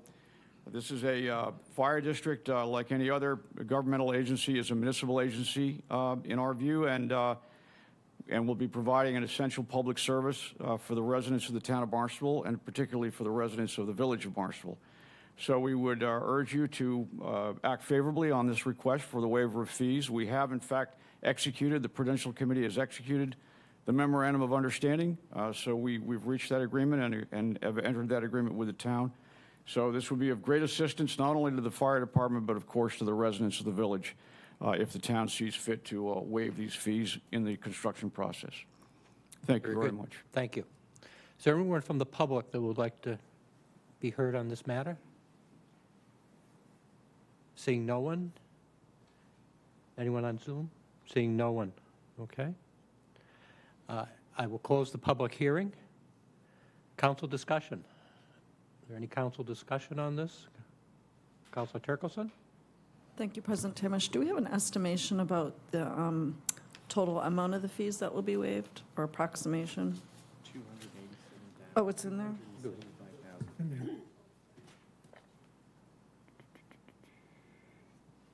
Thank you. Okay, I'm sorry, I was looking for the paper. Did you get your answer, Councilor Turkelson? Mr. Sabat, do you have an approximation on the fees? Page 90. Page 90, thank you. Yeah, Yep. 275,400. I can confirm that. That is the request. Thank you. Thank you. It's just the way it was written. I thought that was a different item, so I didn't move forward on it. Thank you. Just for the edification of the public, this is the agenda for tonight. There's 161 pages in it, so. We didn't kill a tree, we killed a whole forest this week. Any further questions? On my right, on my left? Seeing none, Madam Clerk?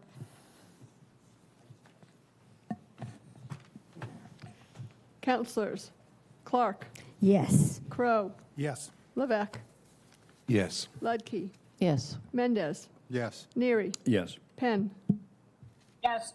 Schnapp, Yes. Starr, Yes. Tamish, Yes. Turkelson, Yes. Bloom, Yes. Burdick. Yes. 13 yes. Thank you. Thank you. Thank you. Okay. Thank you very much. Thank you. Congratulations, gentlemen, and Thank you so much. you're welcome. Councilor Levesque, could you read in 2025-062, please? Absolutely. Thank you, President Tamish.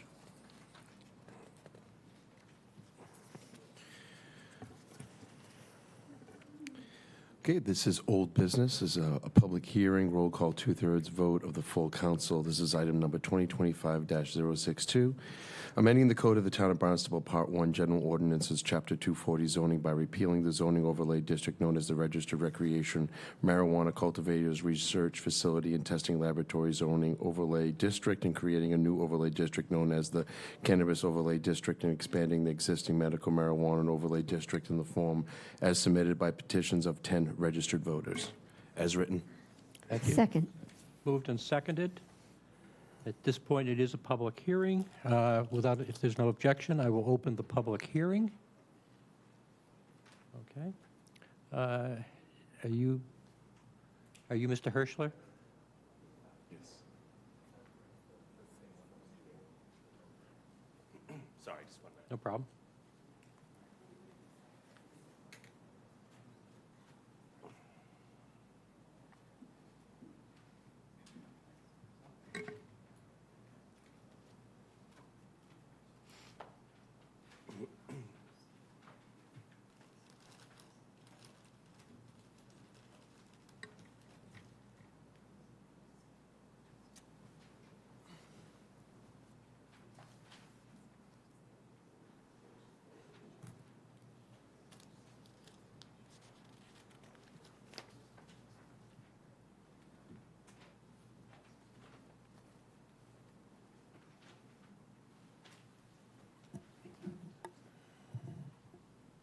Thank you for waiting with me there. My name is Nathan Hirschler.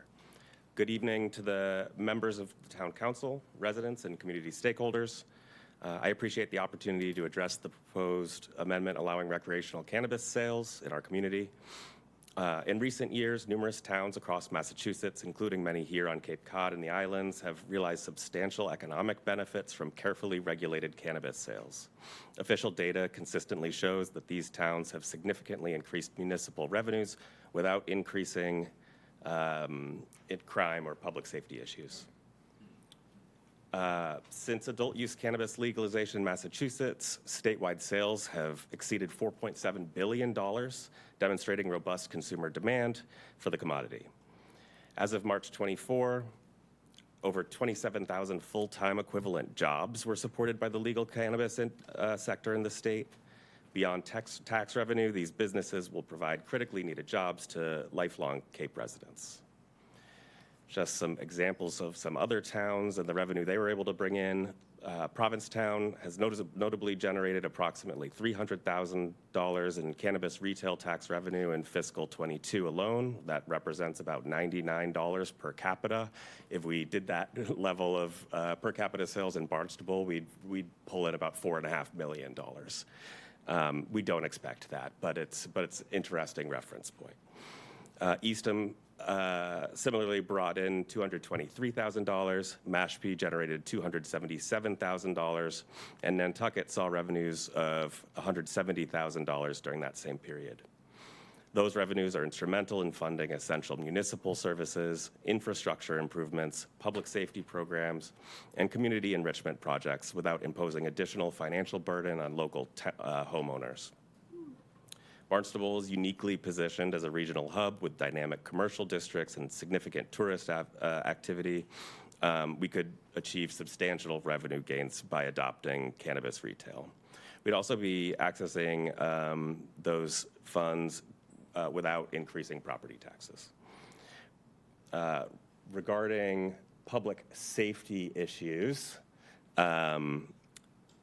it's a critical priority, of course. We want to make sure that everybody operates safely within the town.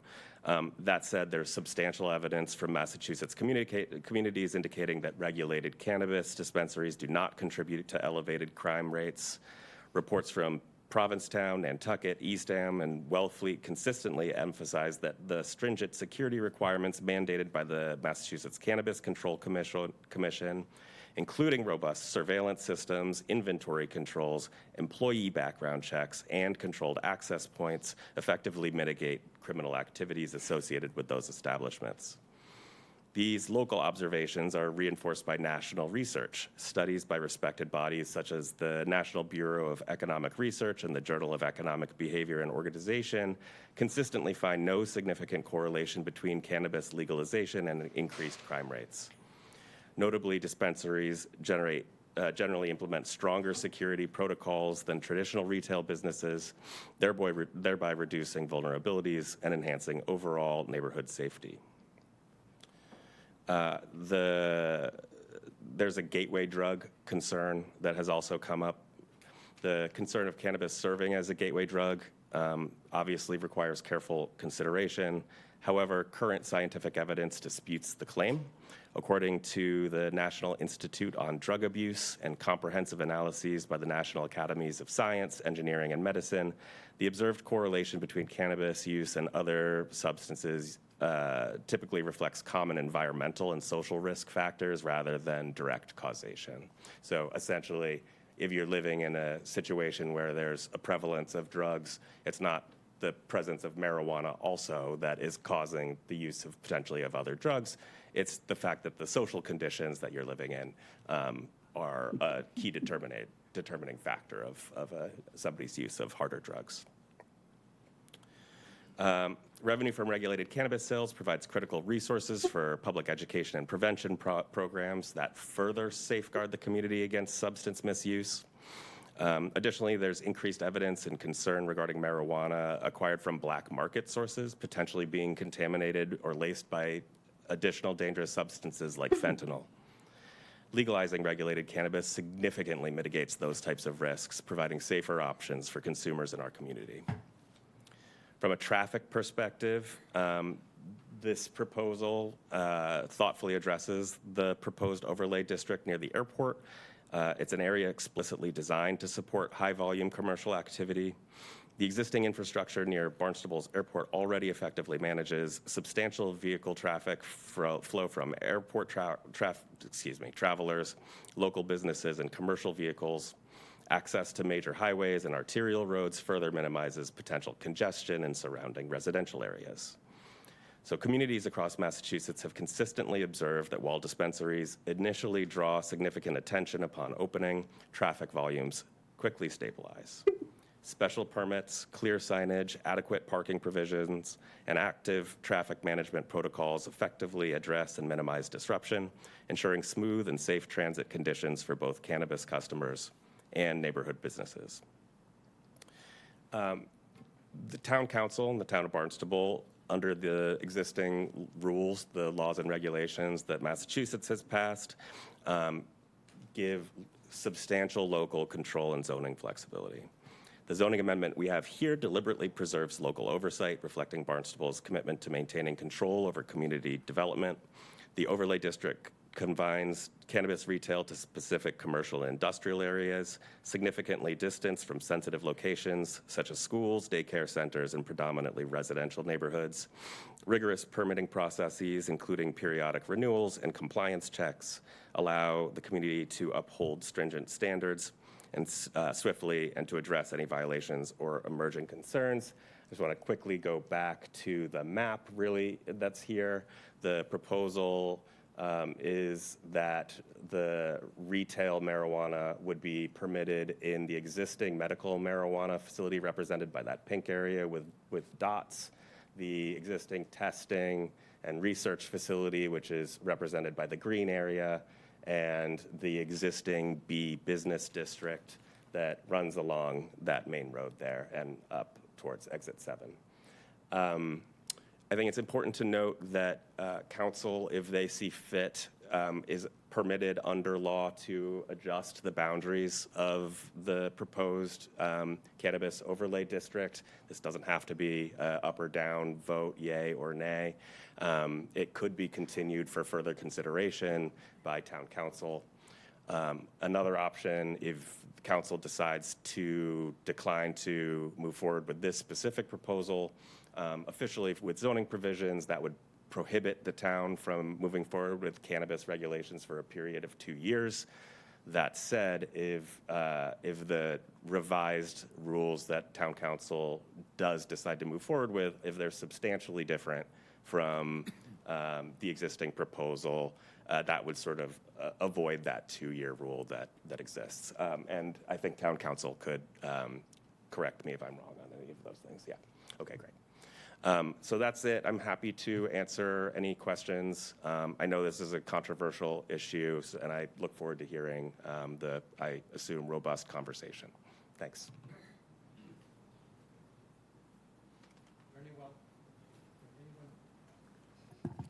Is there anyone from the public that would like to be heard on this matter?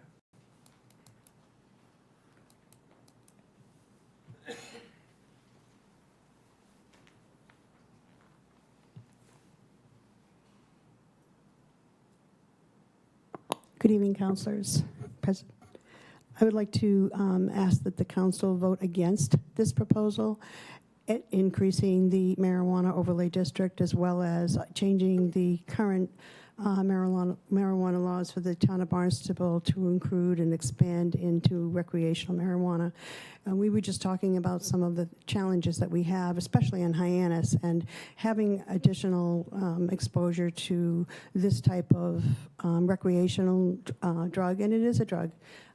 It just increases our opportunity increases our challenges. We just talked about the opioid situation that we have, and we have challenges there, and we've got some committees trying to identify areas that we can use for support.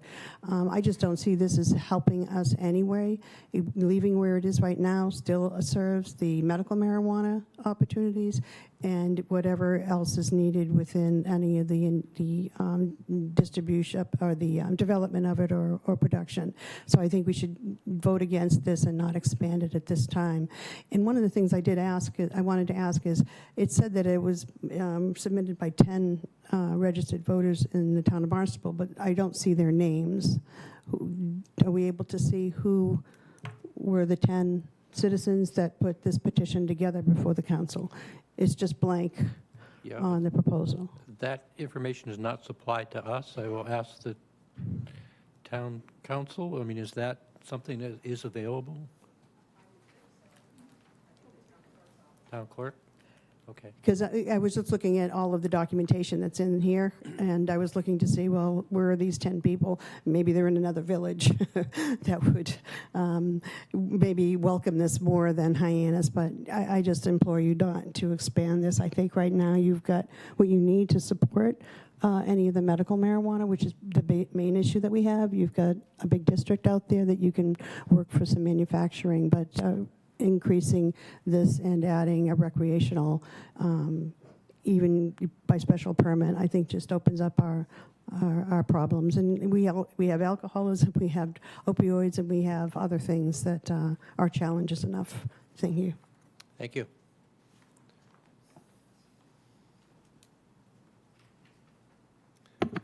Eric Schwab, Hyannis. Hope everyone's feeling better. We have enough drugs in Hyannis, and we really don't need people from outside of Hyannis coming in here and saying, oh, I want to make a buck off of Hyannis. I want to put a drugstore on Main Street. You know, it's like, leave Hyannis alone, okay? Let us determine our future, okay? And there's no one from Hyannis here to speak in favor of this item. So I would hope that you would respect the fact that Hyannis really doesn't need this. And I support the president of the Hyannis Civic Association who spoke before me. Thank you. Thank you. Anyone else from the public who would like to be heard on this issue? Lynn, is there anyone on Zoom? Seeing no one on Zoom? Okay. Okay, at this point, I will close the public hearing, and we will open council discussion. Any discussion on my left? Councilor Mendez? Thank you, President Tamish. I've heard from plenty of people in Hyannis who are in favor of this. Plenty. You know, we have to get out of the mindset of the 1940s, 50s, and 60s. We do. What makes a liquor store on every corner better than a marijuana dispensary, where we're losing tax revenue every day from people going from this town to Sandwich, to Mashpee, to Eastham, and every other town on the Cape that offers marijuana. Just because I'm not a drinker doesn't mean liquor stores should be illegal. I'm not a drinker. I may have a drink once every 6 months. I'm not a drinker. But it does not make liquor stores a sin in my eyes. The issue I have with this is I think we need to open it up to more places, more villages, just not Hyannis. That's my issue. It's not with the dispensary itself, because whenever the council, denied recreation before, first of all, this overlay district is a poison pill. It's not economically feasible for medical marijuana and for cultivation. It's just not. It was a poison pill from then, and it still is now. We're losing hundreds and thousands of dollars of tax revenue to a town that's going to be starving for tax revenue. I'm not a doctor. I'm not a scientist. I'm not. I just know what I see. And marijuana does not bring crime to your community. How many times do the police get called on a Saturday night saying, oh my God, my husband's on the couch, he OD'd from marijuana. Oh my God, my husband has smoked a joint, now he's beating up my kids and all that stuff. You don't see it. You know where you see that? Liquor. Okay? So we have to get out of the mindset of propaganda, which liquor is. They're the ones who push the propaganda against marijuana because they want people to get drunk. Adults have the choice of doing something legal in their own home. Like the gentleman said, how many times have you heard a story about a guy driving down the wrong way of the highway because he smoked a joint, killing 6 people on the highway? You don't hear it because it doesn't happen. Has it happened? I'm sure. But it doesn't happen like liquor. And all the proponents who argue against marijuana are quick to go to a bar and have a drink. What's good for the goose is good for the gander. These are different times. And we need the tax revenue. Because as I said before, the tax man is coming. These taxes are going to be raised in this town. Don't get it twisted.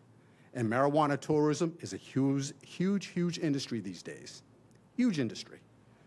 So we have to take our head out of the sand as a community, look at the evidence, look at the benefits, and act accordingly. Like I said, my only thing with this thing is why I'm kind of hedging is, first of all, it's only 10 residents.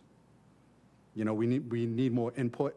And second of all, if there's a liquor store on every corner, then there should be able to be a dispensary in at least every village, at least one.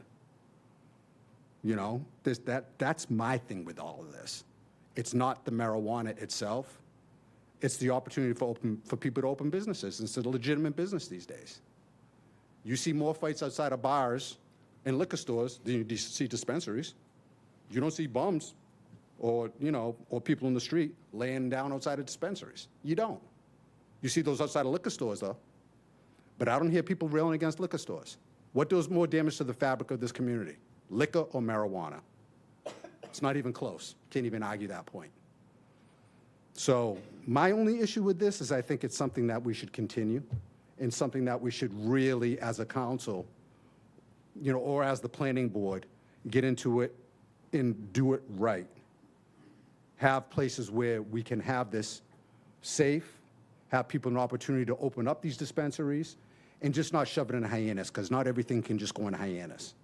And I'm sorry, where this is laden with traffic. So I think it's something that we should consider. I would be in favor of continuing it. That's what I'd be in favor of. Thank you.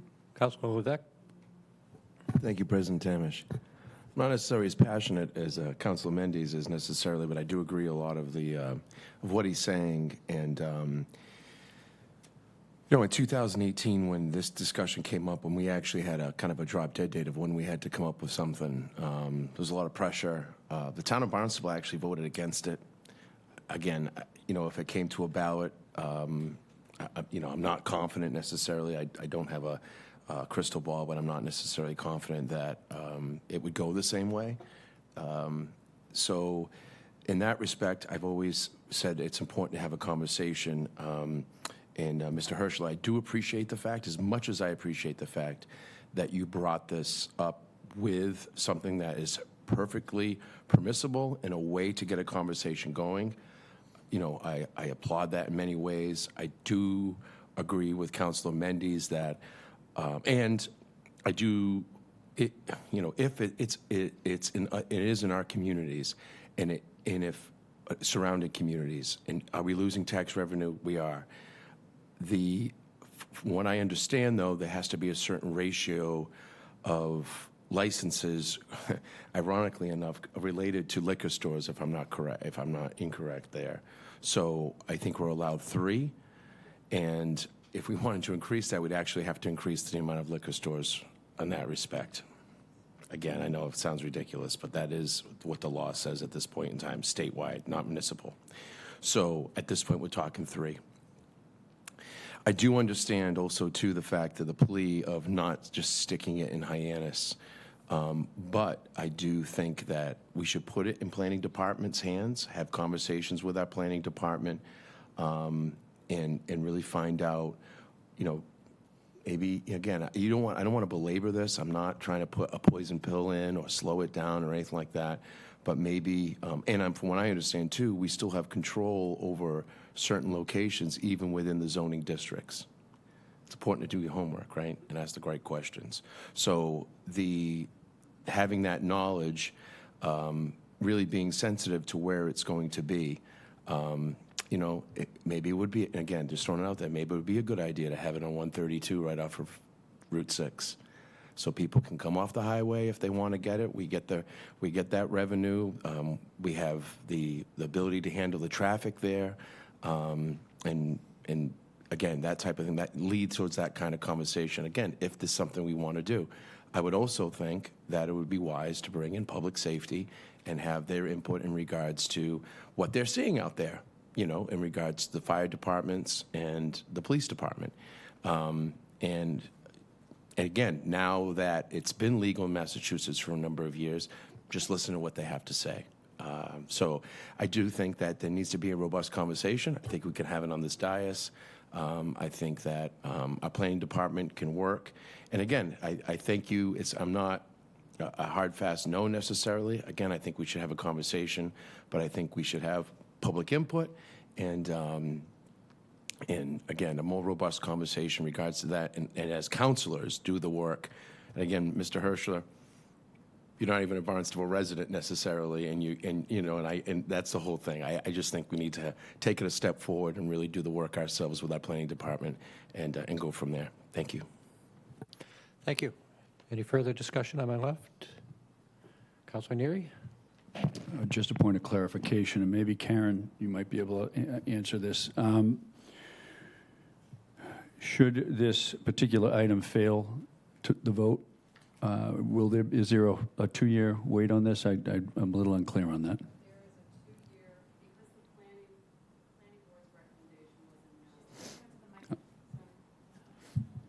Sorry, Karen. Karen Ober, Town Attorney. Because the Planning Board's recommendation was a no, if you vote no on this, then you cannot bring back anything that's substantially similar to this item within 2 years. So it would have to be a completely different item, and the devil's in the details on that as to where the lines would be on that. Thank you very much. That's what I had thought.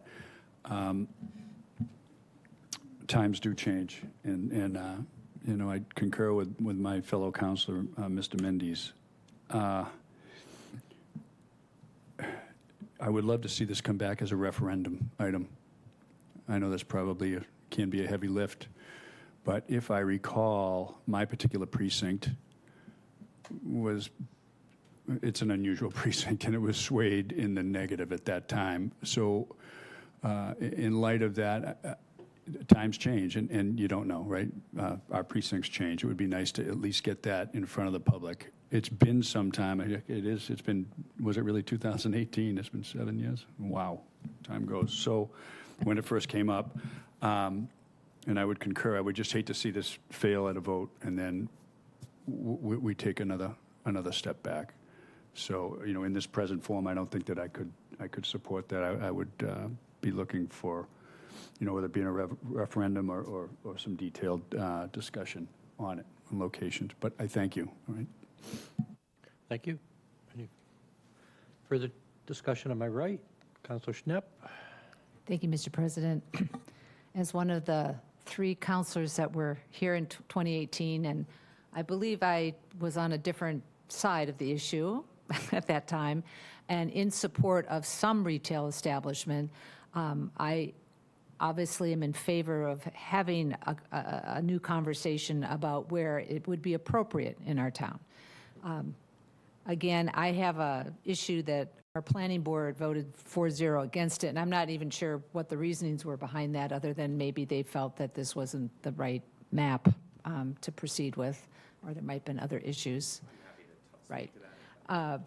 So I would like to find a way that we could vote or move this so that we can have that robust conversation. I don't know if the planning board is the right body to be trying to figure out where's the best locations, or if going back to the planning department is the first step.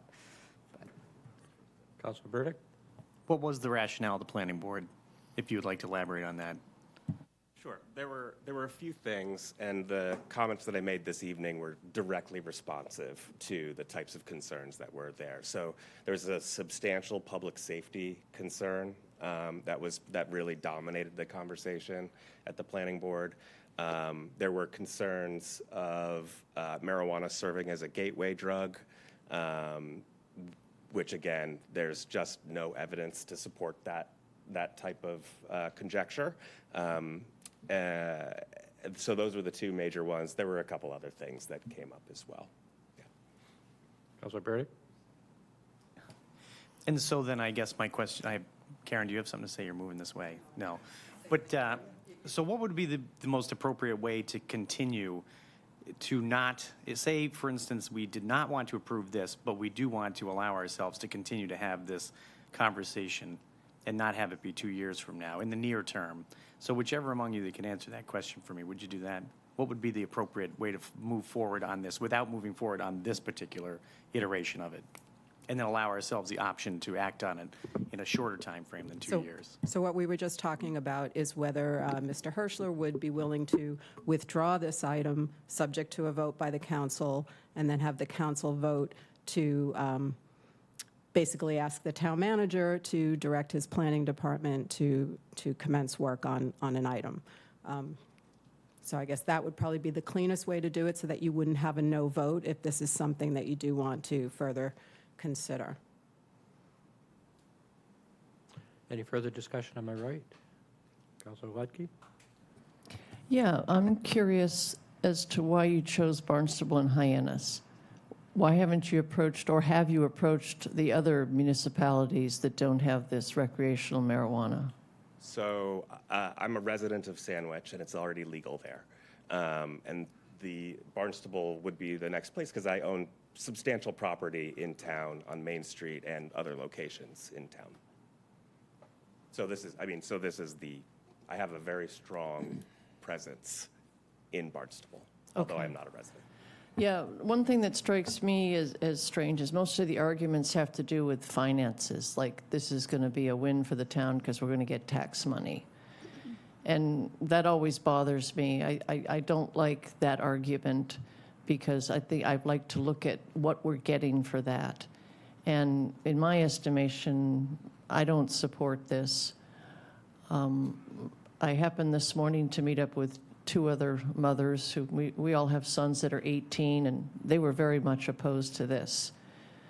It's really, and I know that's a legal age to be using. I know the legal age is older, but anything that gives more access to young folks, and I know my pediatrician has said the damage that marijuana does to the developing brain has been documented.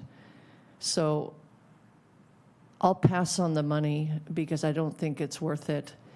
For those who want the recreational access, there's other towns, you know. We don't have to have everything here in Hyannis. In a way, I'm agreeing with Councilor Mendez. Maybe if this overlay was the entire town of Barnstable, I might be more open to that. But again, jamming something in Hyannis, telling us that it's going to be a windfall, and, you know, knowing, you know, my conversations with mothers who are very opposed to this, and, you know, Laura's spoken. I am totally in support of the medical marijuana. I've spoken at the Zoning Board of Appeals to support that. I think that's hugely beneficial. I did listen to the planning board, so I'm familiar with the arguments. One of the planning board members is a former judge, and I thought his testimony was very powerful, his experience with marijuana with the younger folks. Thank you. Thank you. Any further, Councilor? Vice President. Thank you very much, President Tamish, and thank you all for your input. I have great deal of respect for Councilor Ludke, and I know she has children and I don't, so it gives us a different life experience as we approach this subject. I've looked into this issue in several ways, and I feel that it's not our obligation to be the guardians of morality in the town, and if it's perceived to be a problem gateway drug, I hear what Councilor Mendez said, that alcohol can do much more worse. And didn't we learn from the prohibition that by not having legal access to recreational liquor or marijuana just drives the black market and makes for unregulated doses and availability. In a dispensary, they are heavily regulated with predictable doses, and somewhat their availability and very much restricted. I ran into somebody recently who found out that this was on our agenda. They said, "Really, you guys are just getting to that? You guys are behind the times." That was the off-the-cuff remark. And I noticed after I consulted with Director Milne from our Director of Finance, he produced a document with what the other towns have been collecting for revenue from taxes from cannabis, marijuana retail taxes. It's been going up every year. More towns are entering into the game. And as of from the data that Mark Milne had produced for me, that over $2 million was generated in fiscal year 2025 on the Cape, or in these towns of Brewster, Eastham, Mashpee, Nantucket, Orleans, Sandwich, Plymouth, Provincetown, Truro, Wareham, and Wellfleet. The towns of Barnstable, Yarmouth, and Dennis have no dispensary. That's where the bulk of our population is on the Cape. And should Barnstable enter into the dispensary business, my expectation is that it would generate a fair amount of revenue for the town. So it's not that we're not keeping anyone from access to cannabis through our dispensaries. It's just that we're allowing the tax revenue to go to other towns. People from Barnstable are going to other towns. And I do agree that perhaps we should enhance the range of where dispensaries could and should be available, more than just this proposed map that was submitted with this petition.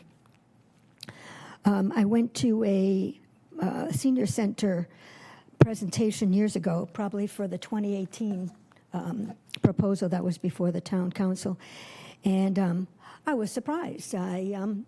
Now that I was a senior, I was learning something, and sure, I could hardly get into the room. It was standing room only, with the seniors telling us how they're growing their own. They wish there was a place they could get it, and they get it for relief from arthritis, sleeping, among other things. So it provides relief that's legal in Massachusetts.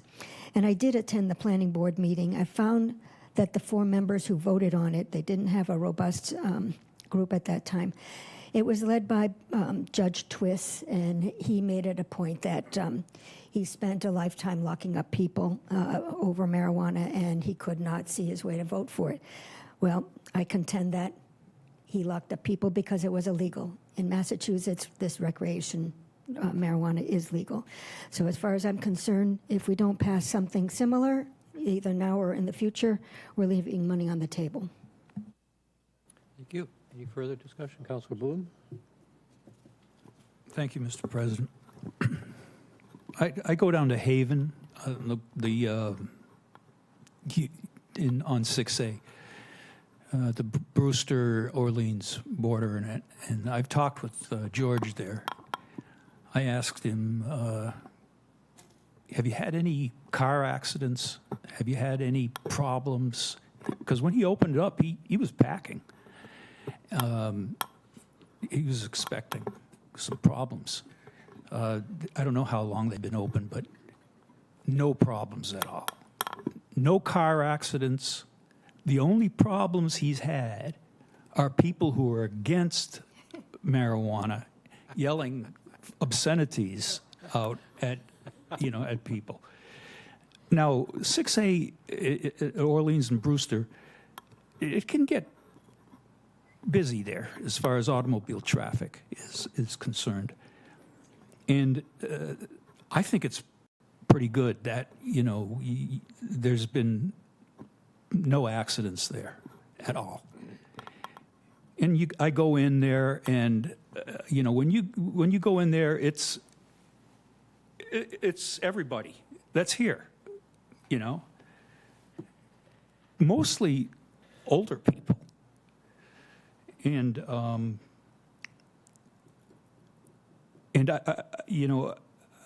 I think we need to talk about this. If we were to go on this design that you did, I might take out the 3 areas that are not adjacent to the red area, and leave those 2 in. I also want to talk about Judge Twiss. Everything he has experienced with regard to marijuana has been negative. I don't blame him for not wanting to go through this. But I think his viewpoint is definitely skewed by his experiences. I haven't had any friends in car accidents and run into any problems, marijuana use. People just like to go home, listen to music, laugh, watch TV. It's yeah, have a few snacks, whatever. It's a really mild kind of thing, It's really we have to watch our children, though, and I don't think that denying access to all the people who are, say, 30 and above, is fair, Yeah, I would vote for this. Thank you. Councilor Mendes? Thank you, President Yamish. We're hearing the same arguments against that we've been hearing for 50 years. The kids. You know where the opioid crisis started? Kids going in their parents' medicine cabinet. That's where it started. Sandwich police officer told me that. On the Cape, about 12 years ago, when opioids first really started happening, they used to have a thing called pill parties. Kids would go in, get pill bottles, they would empty them into a bowl, then you go to parties and pick them. They got that at home. My first drink was in my father's liquor cabinet. If you don't watch your kids, that's what happens. But you don't penalize law-abiding adults for doing law-abiding things. You know, violence, car accidents, all of that stuff has been refuted over and over and over again. If you're going to rail against marijuana, you should be railing against liquor. These are the same arguments we've been hearing. If any 17-year-old kid wants to buy a joint, he can find a joint on the street, just like they used to sell them at Barnstable High School on the busport. It's just true. We have to take our head out of the sand, be responsible for our own children, parent our own children, and teach them right from wrong. This is the Barnstable Town Council. This isn't the Barnstable nanny state. We are losing hundreds and thousands of dollars of revenue every year. So we have to go to our constituents and tell them we have to raise your taxes because we didn't do everything we could do to bring tax revenue into this town. If somebody wants to get marijuana, they can go to Sandwich, fill their coffers. They can go to Mashpee, fill their coffers. I know people who go to Kingston and New Bedford and Wareham from Barnstable. The reason why this gentleman wants to come to Barnstable is because we're the biggest town on the Cape. That's why. It makes economic sense. So why are we trying to say there's a problem that there's not a problem, trying to create a problem that doesn't exist, when people can get it anywhere? If your kids want marijuana, they're going to find marijuana, just like they can find liquor, just like they can find cigarettes, just like they can find vapes. Us having dispensaries in this town isn't going to add to your children smoking marijuana. It's just not. Thank you. Thank you. Councilor Turkelson? Thank you, President Tamish. Mr. Hirschler, can you tell us, I thought that when I had asked the town, it's 4 dispensaries allowed in the town based on the liquor licenses. I know Councilor Vec said 3, so I'm just wondering. My understanding is 3 Okay. is the maximum. Oh, sorry. My understanding, it's essentially an equation, and it's a proportion of the total number of liquor stores that you have in town is how they do it. And so it's 3 total that we'd be allowed to have under our existing number of liquor stores. And the town would retain pretty substantial power in terms of agreeing one at a time whether that's something you want to expand. Okay, because I did ask the licensing board, and they told me 4, so. Yeah, it's a proportion, so I'm not sure how many. And they said I'm not sure. we don't really remove liquor licenses, so at that time when I asked, it was 4. Unless we've removed a liquor license, I guess we'd have to remove a substantial amount of them to go from 4 to 3, but just, I don't know what the true number is there. I also feel like we're limiting the business. If we're going to be saying we want this for business purposes, we're limiting 3 or 4 licenses to one area of town, and for that reason, I can't support it. I think we'd be better off to say, let's examine it townwide and see who's interested and go from there. Not who's interested, but, this isn't the only place in town. It's like saying this small little area is going to support one business, and for that reason, I think there might be other areas where there are business people like yourself who would also want access to this opportunity, and we are limiting that opportunity, and the gain is for you and others in the small area who might not own property. They might be on 6A or somewhere else that they want to get into the business, so thank you. Okay, excuse me. I would just like to make I'd like to make a couple comments, if that's all right. Excuse me? Oh, okay. There you go. I may be a dinosaur. I may be a person who is shaped by his experiences. And I don't look at this from a moral point. I have a couple of things that I've come across in the last few weeks since this came up. This is from CNN, right around April 20th, 4/20, which is the marijuana celebration day, so to speak. Just a couple quick points. Sunday is 420 Day, when lovers of marijuana get together to celebrate their fondness for weed. Yet research shows that regular users of marijuana are at risk for serious conditions, including strokes, heart attacks, cardiac arrhythmias, heart failure, and myocarditis, which is an inflammation of the heart muscle. Now, an increased risk of dementia can be added to the list according to a large study of more than 6 million people published April 14th in the Journal of the American Medical Association Neurology. There's a 23% increased risk of dementia within 5 years compared to someone, this is people that have been hospitalized. 23% risk of dementia within 5 years compared to someone who was at the hospital for other reasons. There's a 72% greater risk than the general population, okay? Dr. Robert Page, professor of clinical pharmacy and physical medicine, University of Colorado, School of Pharmacy and Pharmacological Services, says that addiction to marijuana can happen to about 30% of people who use cannabis, according to the U.S. Centers for Disease Control and Prevention.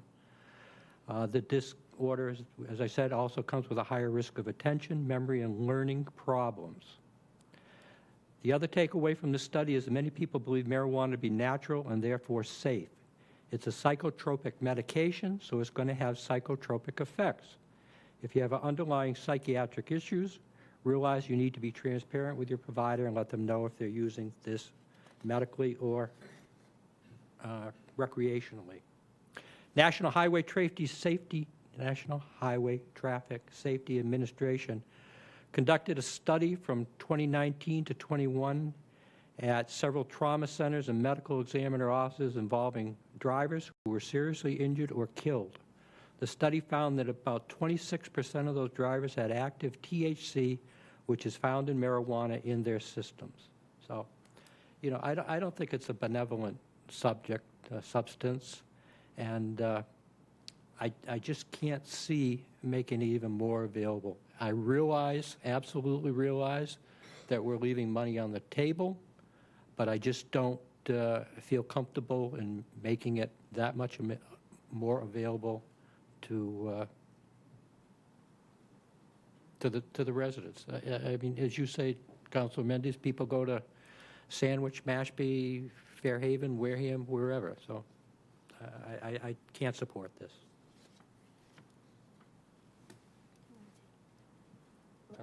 You finish up. You finish. Well, my initial, I was going to try to move things along first. Jeff, if you want to say it before I try to cut this all. Just give me a second. I find it funny that I'd like to see your peer review studies, first of all. I'd like to see the test subjects. THC in your system means you smoke THC within 30 days. That's THC in your system. I would like to see the correlation between THC and dementia. Dementia is called diabetes of the brain. Dementia is caused by sugar. There's no sugar in marijuana. So again, here we go. I can find studies that can counteract everything you just said. Okay. Everything. Believe me. Because I had this in the queue before. When we were talking about this before, I read a lot of studies on it. So prove to me that marijuana has sugar in it, which causes dementia, because that's what causes dementia, is plaque on the brain, which is caused by glucose, which is caused by sugar. So unless they're dipping it in sugar and smoking it with sugar, I would like to see a peer review study. Everything you mentioned is 10 times worse with alcohol. Everything.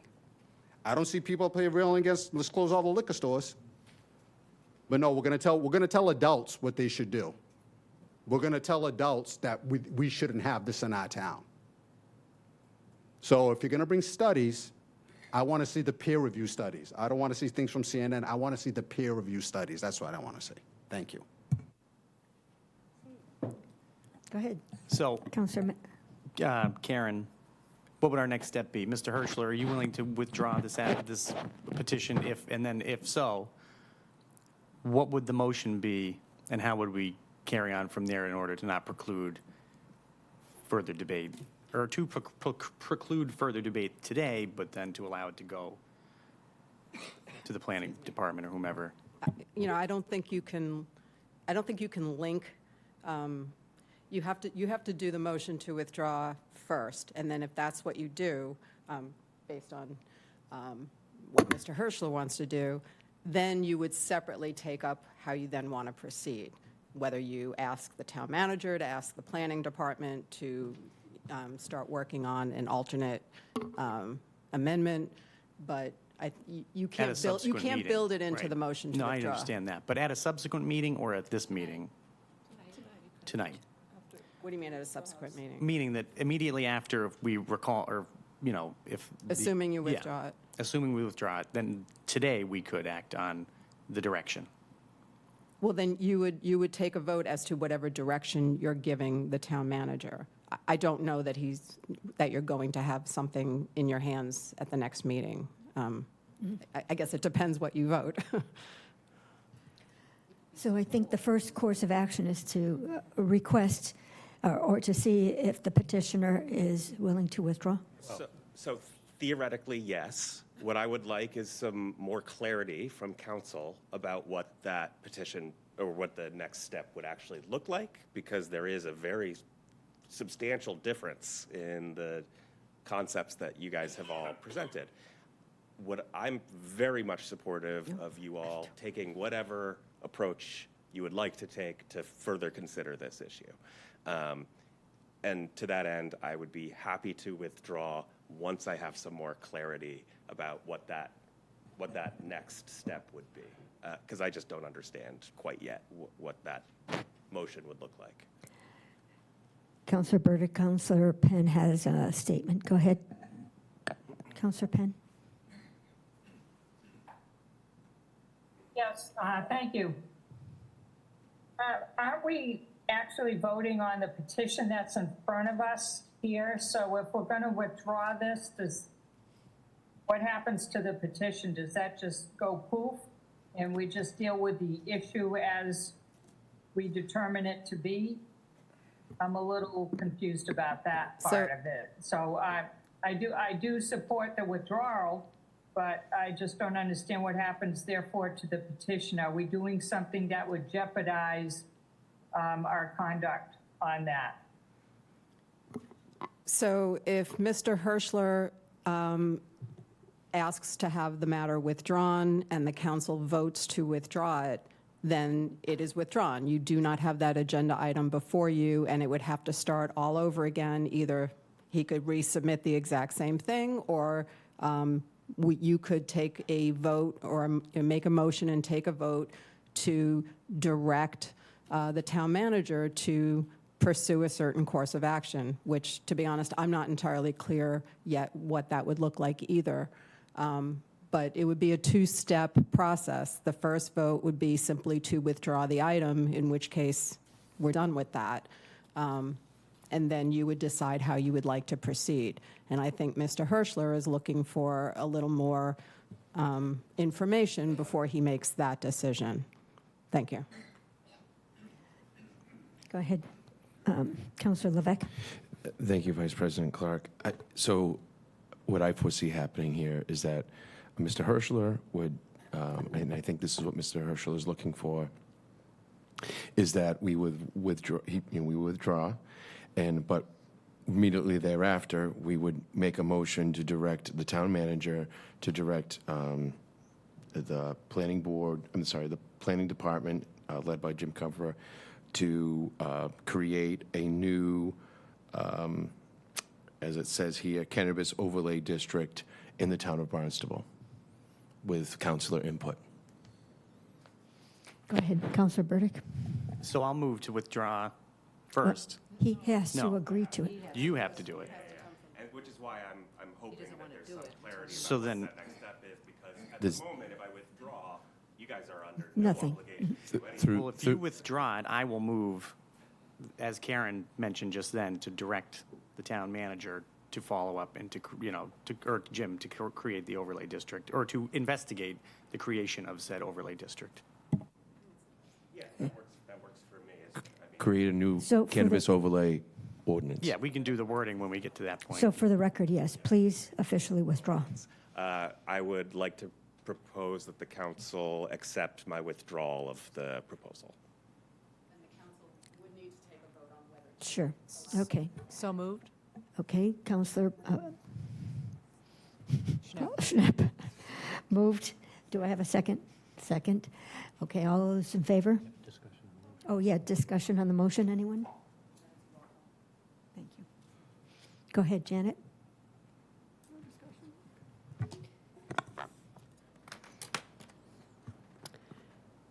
Counselors Crow, Yes. Levesque, Yes. Ludke, Yes. Mendez, Yes. Neary, Yes. Penn, Schnapp, Yes. Starr, Yes. Yes. Tamish, Yes. Turkelson, Yes. Bloom, Yes. Burdick, Yes.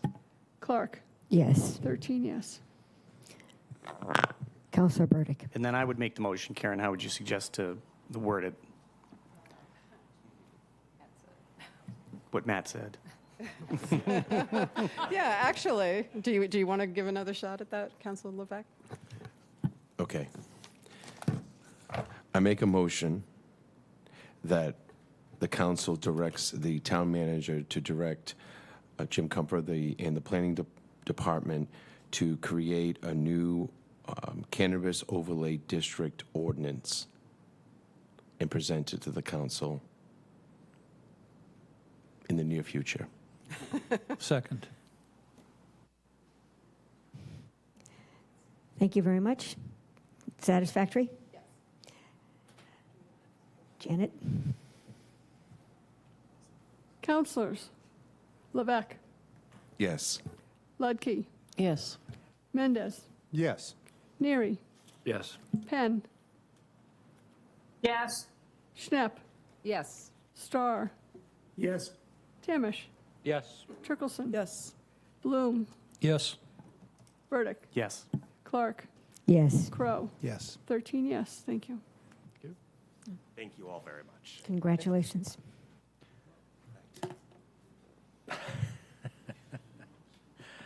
Okay, 2025-075. Councilor Ledke? Thank you, President Tamish. This is it really new business? You were, Page 14. Page 14. 075, right? It's old business, okay. Okay, this is old business. It's a public hearing with a roll call, 2/3 vote of the full council. Item 2025-075, amending the code of the Town of Barnstable, Part 1, General Ordinances, Chapter 240, Zoning, to add 3 properties to the multifamily affordable housing residential district to allow for by right affordable housing in addition to special permit affordable housing, and to add parking requirements, roof-mounted solar system requirements, principal permitted uses, and other multifamily affordable housing requirements. Second. okay, that was made and seconded. I was under the impression you were going to move to withdraw this motion. Didn't you have to read it in first? Okay, that's a good question. Do we? It's a read in, okay? Okay. Yes, and now I'd like to make a motion to withdraw this item. Okay. Moved and seconded. Any discussion on the motion to withdraw? Seeing none. Madam Clerk? Counselors Ludke, Yes. Mendez, Yes. Neary, Yes. Penn, Yes. Schnapp, Yes. Starr, Yes. Tamish, Yes. Turkelson, Yes. Bloom, Yes. Burdick, Yes. Clark, Yes. Crow, Yes. Levesque. Yes. 13 yes. Thank you. Thank you. 2025-143, Vice President Clark. Thank you very much, President Tamish. This is Agenda item 2025-143, order approving amendments to the town council rules. Second. Moved and seconded. Okay. I recognize Attorney Nober or Attorney Gagliano. Thank you, President Tamish. Is this on? Is the lights on? Okay. Karen Nober, Town Attorney, and with me is Allison Cogliano, Assistant Town Attorney. We provided support to the ad hoc committee to review the town council rules. The ad hoc committee to review town council rules is recommending for town council approval a number of changes to the current version of the town council rules. I'm just going to go through a quick list of, sort of a summary of what those are. I will note that the rules have not been amended for quite some time, so I think they're way overdue. At the beginning of the rules, which we're now referring to as the Town Council Rules of Procedure, there's a new subsection A, which sets forth a councilor code of conduct, and a new subsection B, which addresses the use of town phones and town emails for the conduct of town business by councilors. The rules explicitly acknowledge that all meetings of the town council and town council committees are subject to the state open meeting law, but we've removed the portion of the existing rules which repeated verbatim the executive session provisions of the open meeting law. The law is the law. There's no need to include that in the rules. A new rule, 5C, has been added to address attendance and remote participation in town council meetings. Rule 5C also addresses how technical problems will be handled if they affect the ability of a counselor to participate remotely in a meeting. Rule 5E is agenda setting. It incorporates as a goal the current practice of posting the agenda for a Thursday town council meeting by the preceding Friday. Rule 5F includes a new rule on a consent agenda. The rule addressing public comment, which is Rule 5H, has been revised to include a statement to be made by the presiding officer at the beginning of the public comment portion of the meeting. Rule 6D, order of motions, was revised to include a little more information on each motion. We've also revised the rule on reconsideration. As revised, the rule on reconsideration, which is Rule 6G, allows a counselor now to give notice at the next meeting that he or she plans to make a motion for reconsideration at the following meeting without any need for suspending the rules. Because right now, the way we've been doing it, we haven't been following the rules, so we've been suspending the rules a lot, and so this was intended to address that. Rule 8A, votes. We rewrote that to include a discussion of recusals. Rule 11A, committee guidelines and parameters, retains the rule that the council president and vice president shall not serve as chair or vice chair of any committee, but permits a counselor who is already serving as chair or vice chair of an ad hoc committee to continue in that role if subsequently elected president or vice president of the council. Similarly, Rule 11A retains the rule that the president shall be an ex officio member of all committees of the council, while explicitly clarifying that the president shall be a non-voting member, but also provides that the president may continue to be a voting member on any ad hoc committee on which he or she serves, if such service predates his or her election as president. So we made those changes. They were intended to prevent any disruption to the work of the committees, because those committees are time limited in nature, and we didn't want the rules to kind of switch midstream.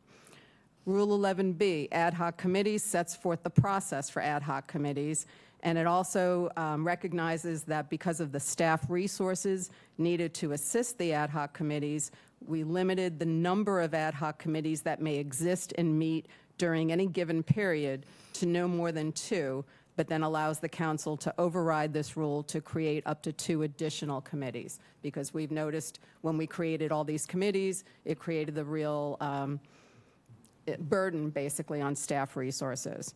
Rule 12, liaisons to boards, committees, and commissions of the town, sets forth the role of council liaisons. And Rule 17, suspension of rules was amended to require a 2/3 vote of the councilors present and voting to suspend a town council rule. Currently, we can do that by majority vote, and we clarify that the council may suspend a provision of a town ordinance by the same process that would be required to amend such ordinance, which is the process we've been following, but this just codifies that. So the last thing I wanted to mention is that we did have a discussion about whether we should switch from Masons as our source of guidance for parliamentary procedure to Robert's Rules of Order. And I guess my recommendation for that is to leave it as Masons for now, but in the next, year or so, as issues come up, because that's really when I look to Masons as something comes up during a meeting, I would look at both and see over the course of a year which is actually more useful to use. Right now, I've been using Masons, so I don't have a good frame of reference for how useful or whether Roberts would be better. So I think it would be better to actually see in real time, which one is more helpful. I also note that while there's been some sense that Roberts is better for local legislative bodies, there was a recent email on the MMLA listserv, where the lawyers talk to each other from the various towns. And a lawyer who's been a municipal lawyer for a very long time, someone who I know and respect, he said that he thought Roberts was terrible to be using at the local level. So I do want to have a conversation with him to understand why he thinks that. But I would recommend leaving it as is for now, with the idea that we should revisit that in the future and see whether it makes sense to make a change. So that's basically the summary, and I don't know, Councilor Clark Vice President Clark was the chair of this committee, and so kind of defer to her how she'd like to proceed. As will I. Thank you very much. I do want to make sure I recognize the other committee members that served with me. Now President Craig Tamish, Seth Burdick, Betty Ludke, and Kristen Turkelson. We met several times, I believe 10 meetings to discuss and improve what was already on the books. So I appreciate the overview by Attorney Karen Nober and the assistance from Allison Cogliano. Shall I go through it one by one, or is there? No. Yeah, I did not think so. No. So are there any problems that anyone has with any of our regulations as developed? They have it, it's on. Yeah. Move to accept it? Okay. I'll make a motion.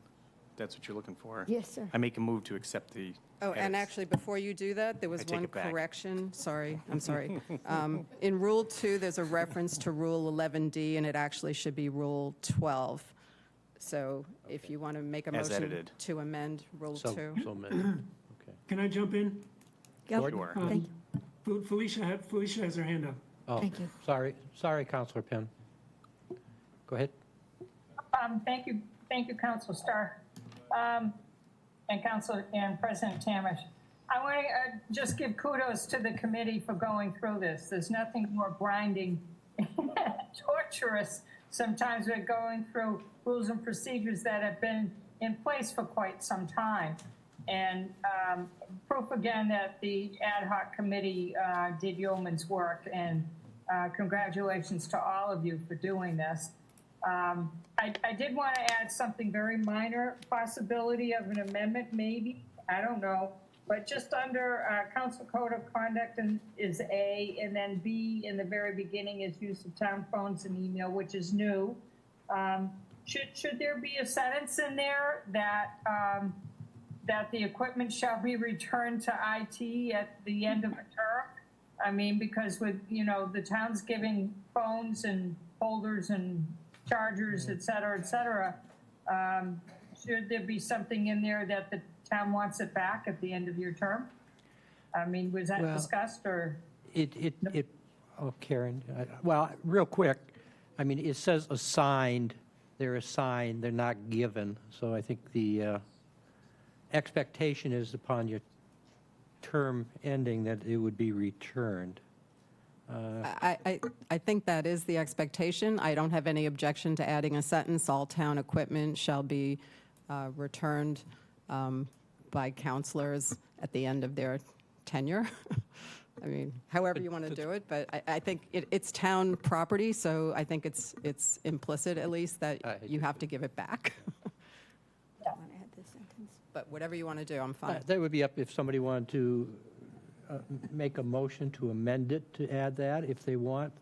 Personally, I don't know.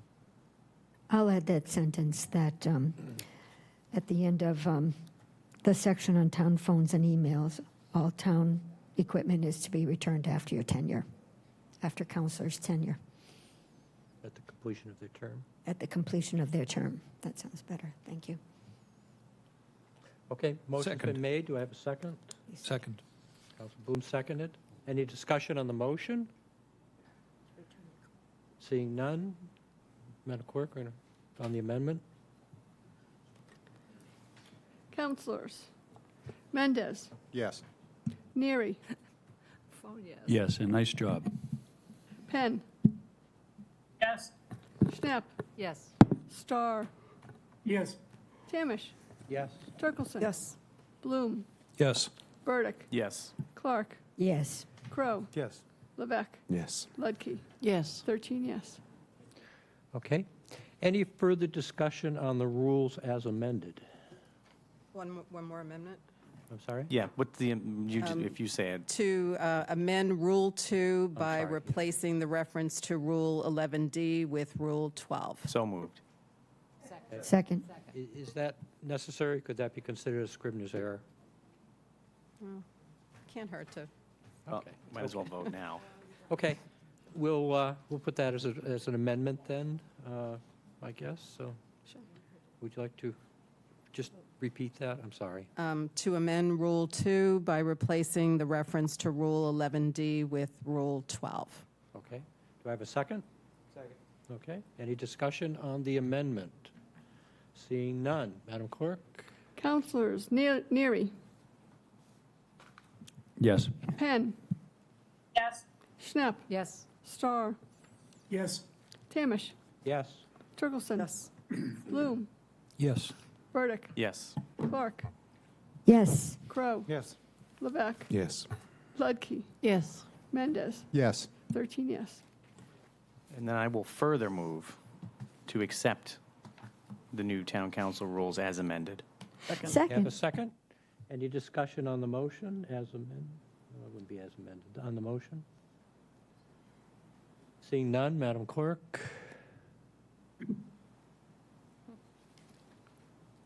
Counselors. Penn. Yes. Schnapp. Yes. Starr. Yes. Tamish. Yes. Turkelson. Yes. Bloom. Yes. Burdick. Yes. Clark. Yes. Crow. Yes. Levesque. Yes. Ledke. Yes. Mendez. Yes. Neary. Yes. 13 yes. Thank you. Thank you. And I would particularly like to also thank Attorney Nober and Attorney Cogliano. We would have a suggestion on changing the rules, and miraculous by the next meeting, it would be all reformatted and redone. And also, I would certainly like to acknowledge Larry Moran for his attendance and his input. Thank you. Thank you. Thank you.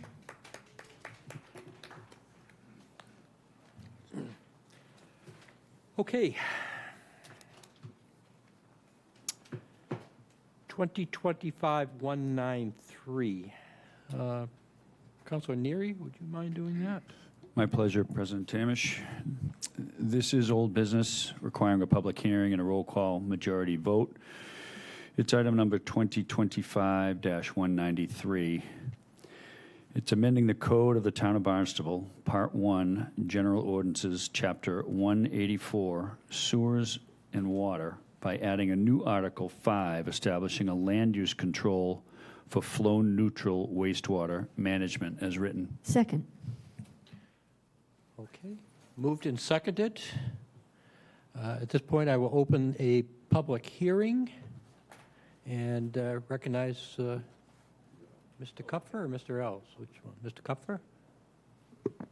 Good evening, everybody. Jim Kupfer, Director of Planning and Development, here to speak towards our flow neutral ordinance. That's a long time coming.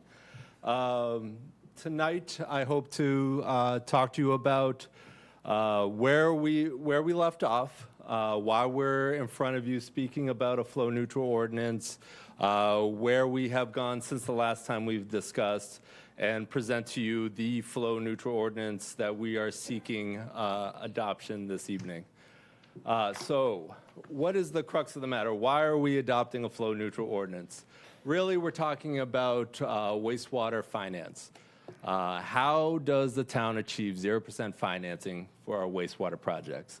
Now, the program is a little bit more robust than that, but this question is what's been the driving force for a little while now with the town council, with the town of Barnstable, in order to have sound financial practices when we're trying to achieve a very robust wastewater management plan. So, stepping back as to how we could get 0% financing, this all revolves from the Clean Water State Revolving Fund. So it provides low-cost financing to assist communities to comply with water quality standards of the Clean Water Act. As I mentioned, it's more than just wastewater. It's also stormwater management, but wastewater infrastructure is a key primary concern of ours, as we all know.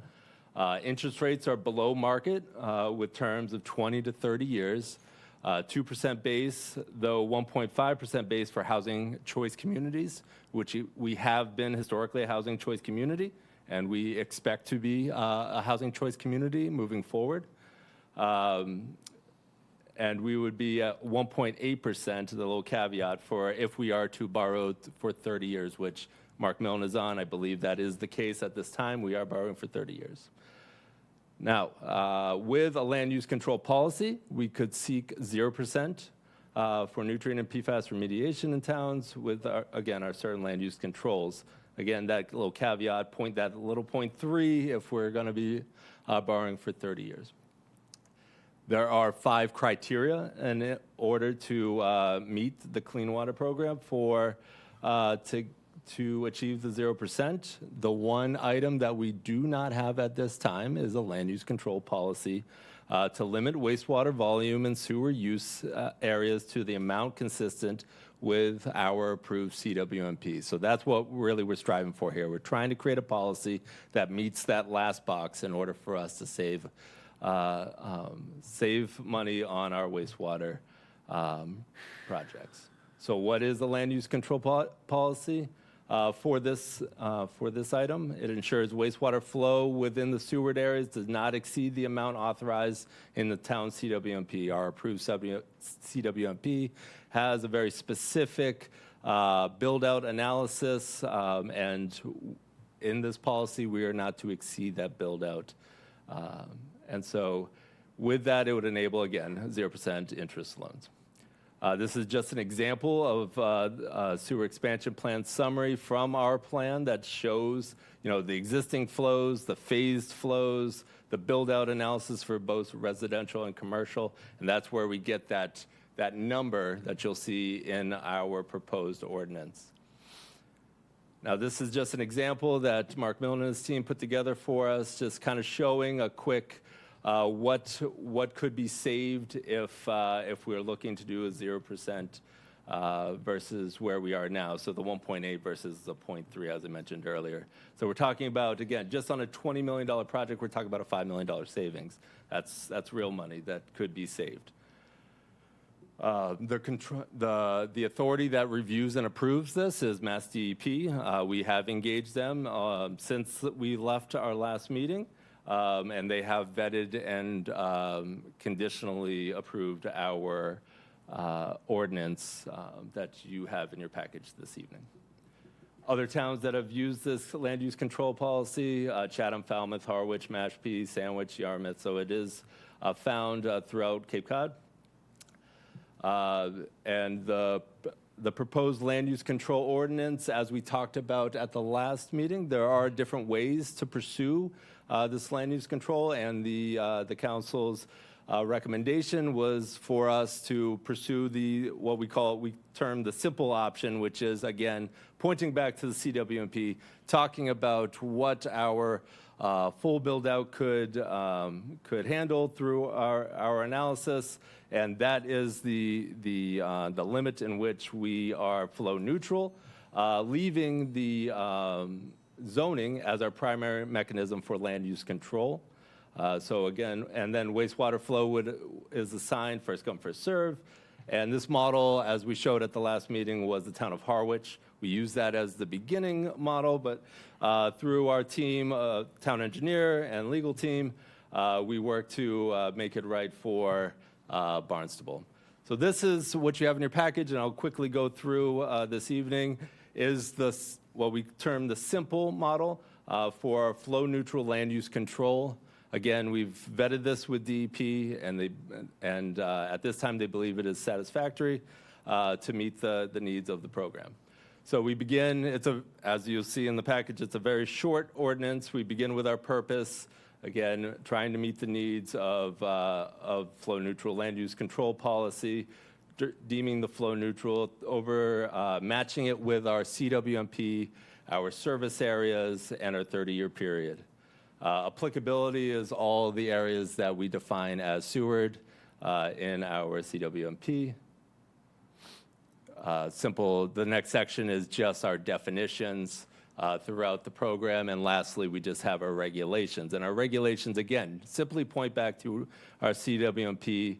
The controlling figure is that 4,573,550 gallons per day. That's that early table that I showed you. That's that build-out analysis that was done through the full CWMP production. And so that is that controlling number. As the town is moving towards that maximum number, that's a great planning initiative. So as we're monitoring growth and additional gallons per day, we could now see, okay, we're at a percentage of full build out.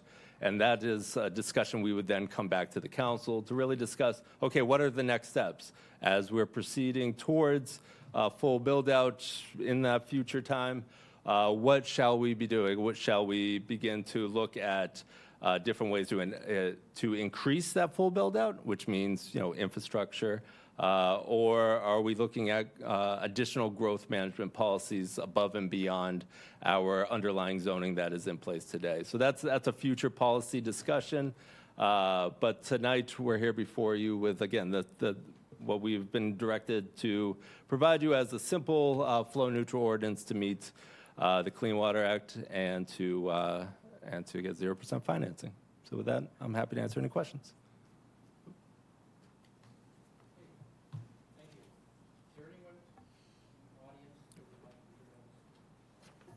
Is there anyone in the audience that would like to be heard on this issue? Seeing no one? No one on Zoom? Okay, at this point, I will close the public hearing. Council discussion. Discussion, am I right? Councilor Schnapp? Thank you, Mr. President. Director Kupfer, could you just affirm that the number of gallons that are being projected for commercial and residential could be adjusted so that those aren't firm numbers, that it was about a 2-to-1 commercial to residential, and I'm just assuming that it's the total number in the CWMP that governs it, not the breakdown. That's correct. Yes, Okay. the total number. Thank you. Okay. Anyone else on my right? Councilor Ledke? Yes, could you better explain that number? What is the limiting factor? Where did that number come from? Is that what the output can withstand? Is that what we feel like our water can input? What is that number based on? I'll allow the Director of DPW to respond to that.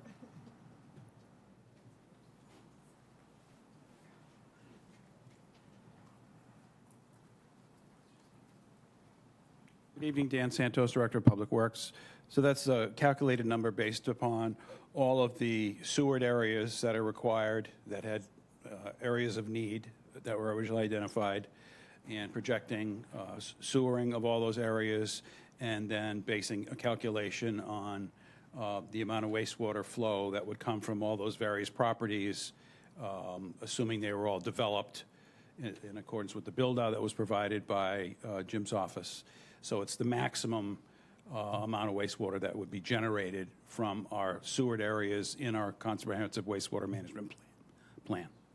But does it have a limitation, Dan, in terms of the outflow, the effluent from the plant? Does what have a limitation? Those gallons per day, is it not? We would have to have the same amount of capacity for disposal or effluent as we do for the generation of wastewater. I guess that's my question. Do we have the capacity to disperse this effluent? We have the capacity. We don't have a current plan, and that was identified in our comprehensive wastewater management plan as something that we would be working on in the first 5-year period, and we are working on that now with the ad hoc committee. The CWMP ad hoc committee is just about to start looking at that particular issue.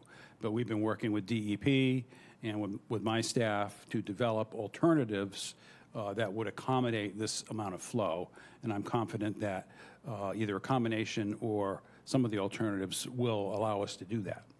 But if we can't, then we obviously can't go to that level of treatment. But I don't anticipate that's going to be an issue. Okay. And I just want to thank Gordon Starr, who's been really a proponent of this. He's really pushed it, and I appreciate his persistence in doing this. And this, to me, is one of these win-win where we're getting significant savings, and it's also a good thing.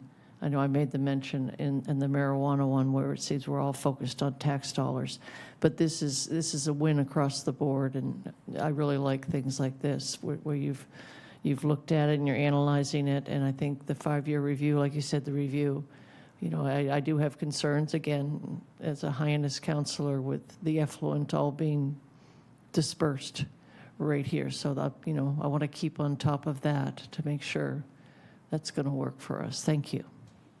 You're welcome. Councilor Crowe. Thank you, Mr. President. I've got a question of where the numbers came from. If you can go back on the slide to the commercial versus residential outflows. And my concern is say some of these big, large developments take up all these ability for wastewater versus some neighborhoods that will now be sewered that were prevented from having extra bedrooms and that kind of thing, and where the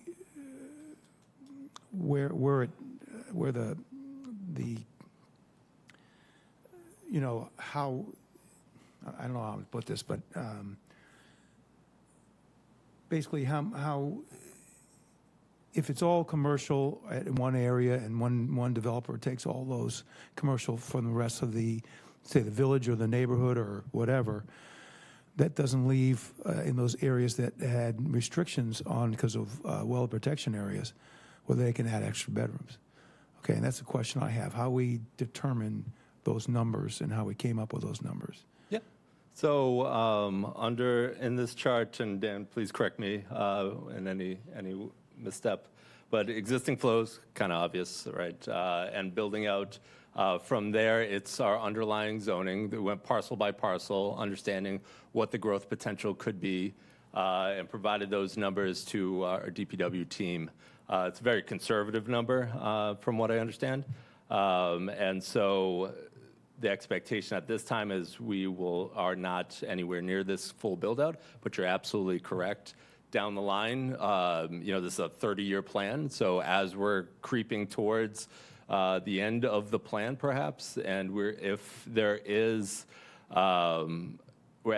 we're getting close to the full build-out as stated here, then that's a policy question that I mentioned. That is a policy question to say, okay, if we're getting to the full build-out, do we have growth management policies put in place? And we can do that before, but growth management policies in place that limits the number of bedrooms, let's say, so that we aren't getting to that full build out as quickly as it looks like we're getting to, or there could be a policy that says we need to begin to look at other infrastructure to be enhanced to accommodate more build out. So that's going to be a policy down the road that potentially the town would need to discuss. At this time, from my understanding, we're nowhere near that. And I will say, in terms of larger developments, there certainly are obviously some larger developments being contemplated this time. I will say for things like downtown Hyannis, though, it's a lot of redevelopment. So it's not just going from 0 bedrooms to X bedrooms. So that's some those are numbers we got to consider as well. But understand your point. I hope I answered your question. Yeah, I think it did. It's just that the first come, first served deal and everything else in it, and I'm wondering where the rights of the homeowner come in this if they are no longer restricted for outflow in their houses, are able to add bedrooms, and if that isn't all taken up prior to that by a large boom in commercial development. And I think that's something we should discuss sooner versus we go through the whole thing so we know where that stands. To me, that would seem like logical, and I'd hate to see it all go one way versus the other.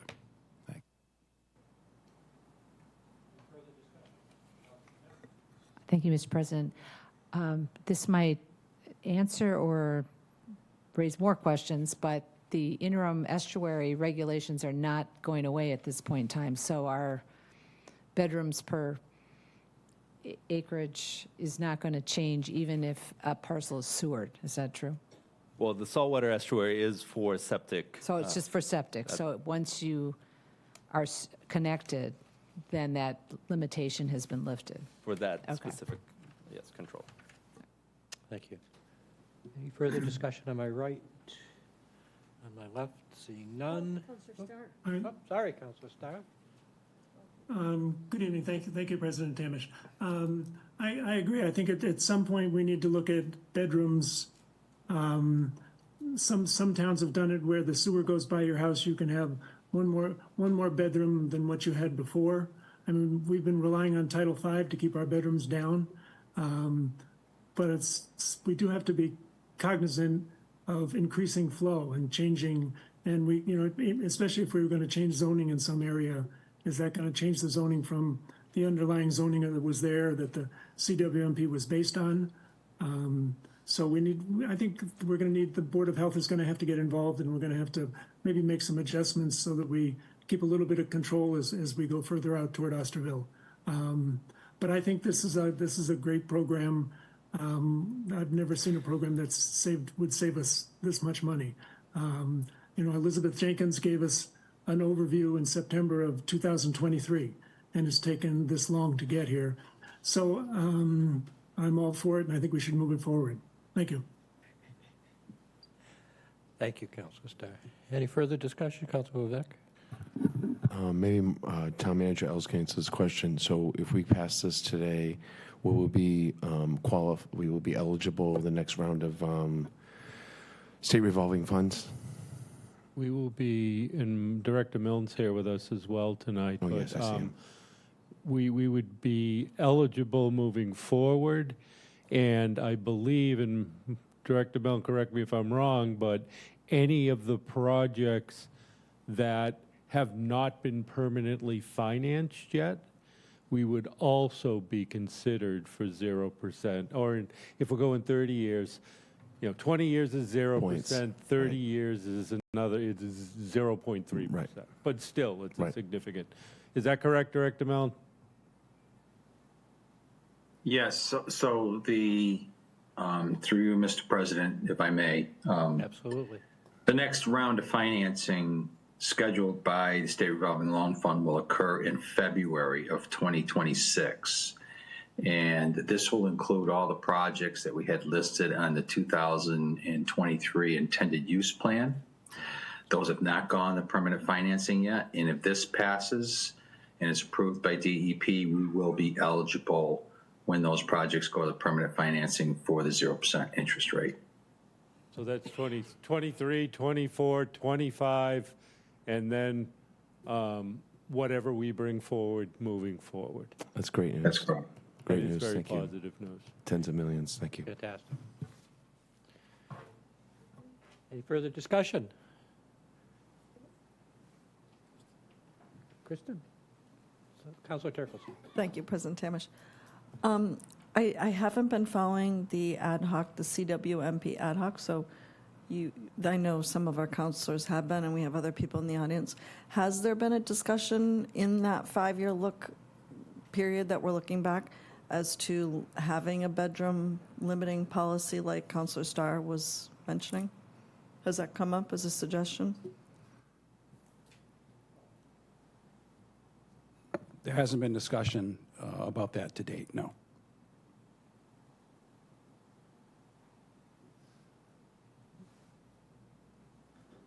Any further discussion? Seeing none, Madam Clerk?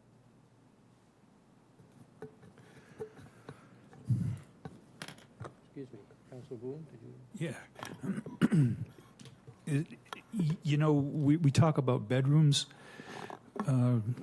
but is there any kind of a ratio, you know, regarding the amount of people that are living in a house? You know, you could have 3 bedrooms and 3 children in 2 of them, and the parents in the third, for a total of 5 people.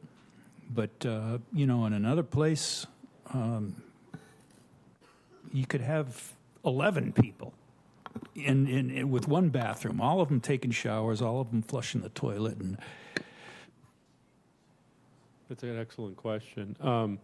We look at a combination of things, and certainly Director Santos could answer this probably better than I can, but we look at actual water flow, and then we look at the calculations that the regulators would expect us to utilize in calculating flow.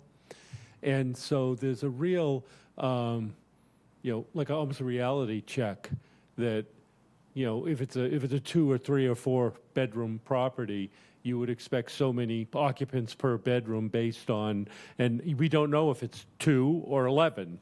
But when we look at actual flow, we can see that in the usage. And so our numbers are a combination of that calculation to meet the regulation and what the COMM records show us as usage for a property. So we're able to get a pretty good average. You know, I think this is a good discussion, having been here, literally speaking about this since it was created, the flow neutral, and certainly having recommended that we proceed with it. What Councilor Crowe asked is, and others have brought up, is really important. I think we should proceed with this, but I think in the coming months we should be discussing the how we quantified this. And then we should have discussions about, as we allocate the use of that wastewater, how we would envision that occurring as it's occurring, if you understand what I mean. Because by putting a cap, both in our permitted facility and ultimately in a plan, which a CWMP is, we're going to want to look at that. We're going to want to look at historically, how is this really happening? Are we seeing commercial versus residential growth when we put in infrastructure? And then for us to maintain the control within the constraints of an approved CWMP of how that happens, whether it's with more bedrooms, whether it's with more commercial. And it's going to take us stepping back and looking at our zoning and really having, separate from this, discussions about what that allows. And from that, our DPW and Planning Department calculated what these build-outs are. Well, if we change zoning, then those could change. If we think about additional controls, how that might get utilized. And so it's an ongoing, evolving discussion that we need to have here. And in doing that, we will manage the use of the permitted wastewater disposal that we have at our facility. So it isn't like a one and done. We need to have that discussion. And so we're always ready for it, and I expect we'll be having it in the coming months and certainly years. We've got 25 more years to finish up the CWMP, so thank you. Councilor Crowe? Thank you, Mark. Appreciate it. Any further discussion?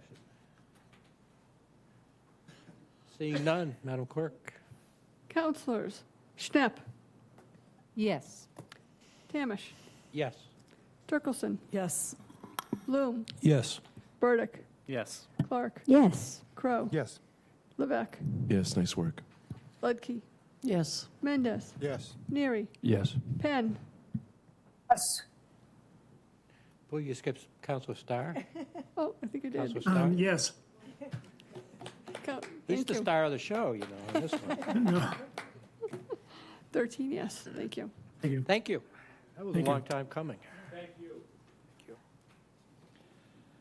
Okay.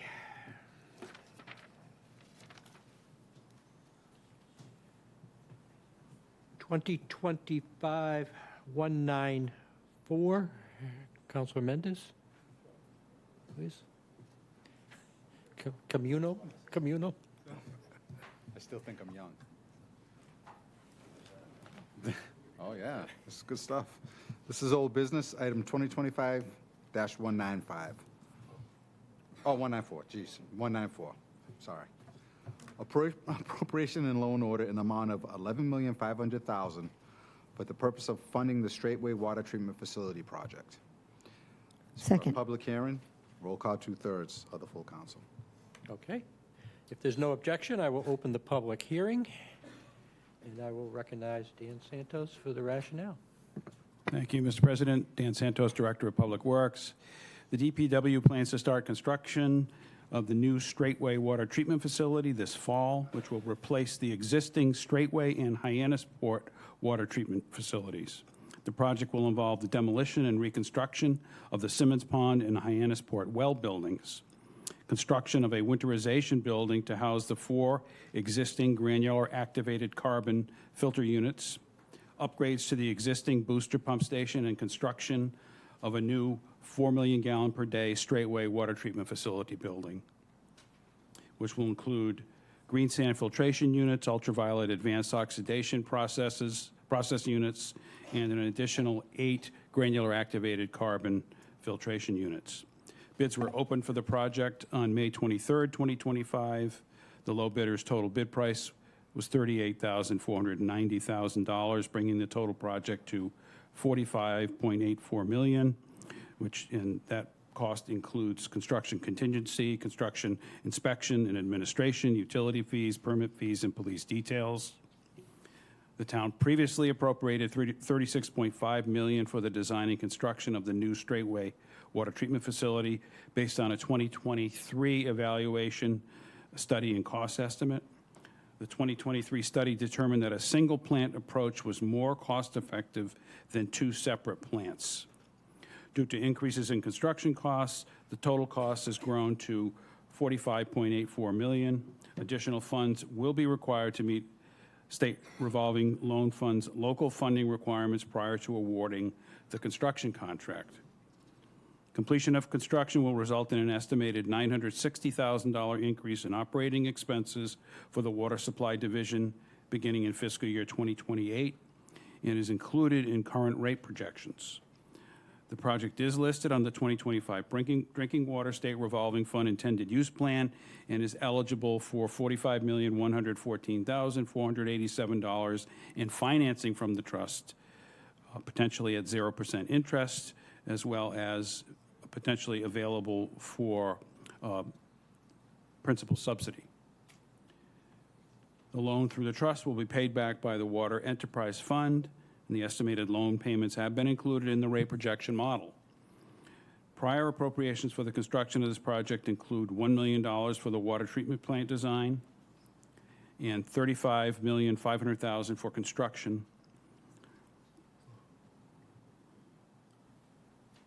PFAS settlement funds in the amount of $763,379 are proposed to be utilized to reduce the borrowing that is included in this request. that decision was made to make that proposal based on the fact that it was the ratepayers that, in fact, paid for all these projects, and this was an attempt to pay back those ratepayers, at least in reducing the cost of this project. Thank you. Thank you. Is there President Tamish, can I make? Yes. So I have to disclose that I've filled out a disclosure of appearance of conflict of interest and filed it with the town clerk.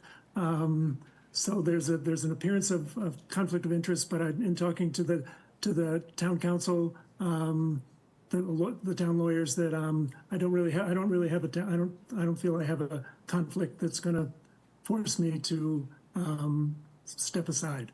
So I think I can continue. Thank you. Thank you for that clarification.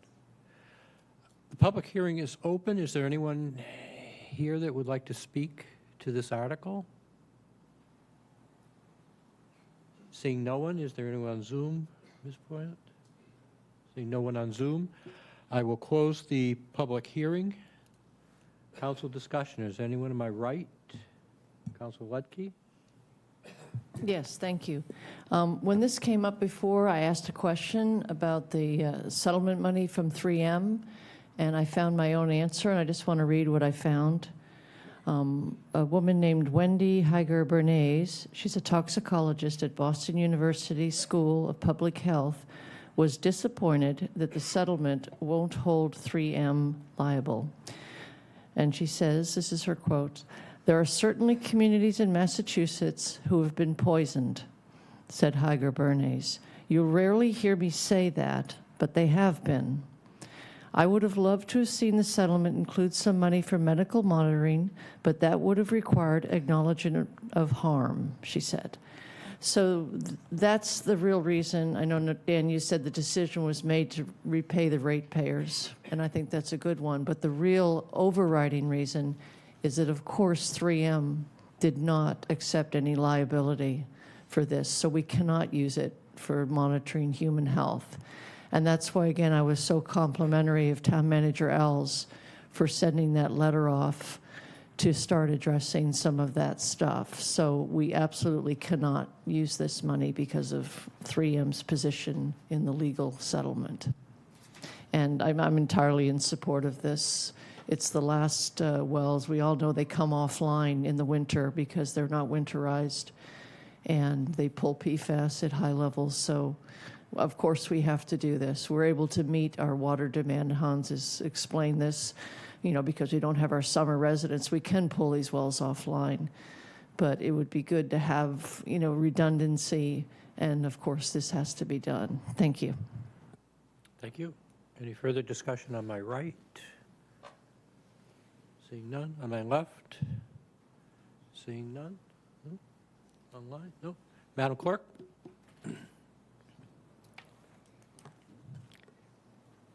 Councilors: Starr, Yes. Tamish, Yes. Turkelson. Yes. Bloom, Yes. Burdick, Yes. Clark, Yes. Crow, Yes. Levesque, Yes. Ludke, Yes. Mendez, Yes. Neary, Yes. Penn, Yes. Schnapp. Yes. 13 yes. Thank you. Thank you very much. Thank you. And I see Mr. Wilson was in the audience also. Thank you for being here. Councilor Crowe, could you do 195, please? Thank you, President Tamish. This is a item of old business, 2025-195. It's open for public hearing and majority vote, authorizing the town manager to execute a development agreement by and among the town of Barnstable Shoestring Properties, LLC, located at 110 and 115 School Street, Main Street Times, LLC, located at 319 and 331 Main Street, and 259 North Street, LLC, located at 310 Barnstable Road, Hyannis. Second. Okay. Just a point of order. Yeah. As my friend Mr. Schwab has brought up, I've consulted with the legal department. I performed work for the company, Holly Management, in the property located at 310 Barnstable Road. That project is complete. I've worked with that company, my company that I own, as well as I work with many companies around Cape Cod and the town of Barnstable. I will file tomorrow with Attorney Nober, and I will not be recusing myself from this particular item, and I am confident that I can be partial in my position on this, whether it passes or fails. Okay, thank you for that. Okay, so this is a public hearing, so if there is no objection, I will open the public hearing. And I guess as far as process goes, will that be Mr. Princey? It would be. Okay, Mr. Princey, welcome. Thank you very much for the opportunity to give you some background on this project. We're going back now almost 7, 8, 10 months on this. And the applicant owns the 3 projects, which I'll refer to as Dockside, 310, and Cape Cod Times. The Dockside is a ownership project that was approved as a matter of right and is in the process of being built. It's probably about 13 to 18, maybe 20 months away from completion. In the process of looking at the 3 projects and the dedication of various numbers of units to the inclusionary program or to affordable, the applicant talked to and has been working closely with Housing Assistance Corporation on a number of other projects, but consulted them as well on this. And the one thing we found out was that it was more important to bring online rental units than a proposal to bring online some of the condominium units. They're finding it difficult to get people qualified to purchase certain ownership units, and they're finding it much easier to get people into rental units. So we started this proposal of taking 10 units that are in the 3 projects and moving them and allotting them all to the 310. Now, by way of background, I hope some of you have gone to the 310 building. I hope you've looked at it. It is an old building with brand new construction, and when we started this, we invited the Affordable Housing Committee to go over and take a look at it. The planning board members, to their credit, many of them did go over and look at it. I hope you have. The unanimous view was that this renovation with basically new construction apartments, 1, 2, and 3 bedroom, was done extremely well. High quality, large units, comfortable units, security, plenty of parking, amenities such as free Wi-Fi and other things. When we went to the Affordable Housing Committee, we had in mind working a project with Housing Assistance Corporation for the development of units 1, 2, 3 years out that would be in large part affordable apartments. And we talked to the Affordable Housing Committee about maybe having that project in and of itself substitute for the 10 units. They unanimously said no and sent us back to consider a different approach. And their reasoning was, we don't want you to tell us you're going to give us units 2 years from now or 3 years from now. We want units now. So we came back with this proposal to take these 10 units that we're looking to offset and move, well, 3 of the units are already in the the 310 building, but looking to move the Dockside units and the Cape Cod Times apartments, 2 of them, over to 310. Now, how did we get a unanimous vote out of the affordable housing people? We came to them and they said, look, what do you see the need as? They kind of reiterated what Elisa over at HAC has told us. They can't find enough 3-bedroom units. So what we did was we held out 2 3-bedroom units. And by the way, in the 3 projects, there's no dedication to inclusionary of 3-bedroom units. They're all 2-bedroom, mostly 1-bedroom. So what we did was we took 2 of the 2-bedroom units and we allotted them into 3-bedroom units. So what we're proposing is that in the 310 building, there's going to be 2 3-bedroom units with 3 1-bedroom units, and then another 1-bedroom, and then 1 2-bedroom, and another 2 1-bedroom, and 1 2-bedroom. So there'll be a total of 2 units, but 2 of them, 2 of the larger units, because we are going to have at least 2 2-bedroom units, we are going to have 2 3-bedroom units. Now, the planning board, after we got a unanimous vote out of the Affordable Housing Committee, and again, we revamped our approach based upon what they asked us to do, the planning board vetted this over, I think, 2 meetings and voted unanimously to approve it and send it on to you. And then we've been working with town council for the past month or 2, tweaking the proposed regulatory agreement. The dockside units are ready for immediate occupancy. In addition to dedicating those to inclusionary, which gives whoever is doing the lotteries, whoever's vetting the tenants, it gives them enormous amount of flexibility to bring people in because of the 65% inclusionary affordable rate. 70% will be dedicated to local residents, and that was a request on the part of the planning board, which we accommodated. And I know there's been some discussion or some comment back to the council about, well, you know, the dockside units are down near the waterfront. Again, having worked with housing assistance for almost 50 years now, I know that the most important part of affordable housing is getting quality housing and roofs over people's heads. The units over at the dockside, if they were to be affordable, would have a view of a parking lot and a residential development or residential homes across the street. The view that everyone's going to have at 310 is going to be essentially the same, a parking lot and residential development, as well as Kentucky Fried Chicken, which is nearby. The units of the yeah, and again, I pointed out the 3-bedroom conversion or the addition of the 3-bedroom. The parking situation, both at Cape Cod Times and at the dockside, is poor. Because of your bylaw with regard to that development, there's only 1 parking space per unit. Over at 310, there's a minimum of 2, and there's enough for many of the units to have 3 vehicles.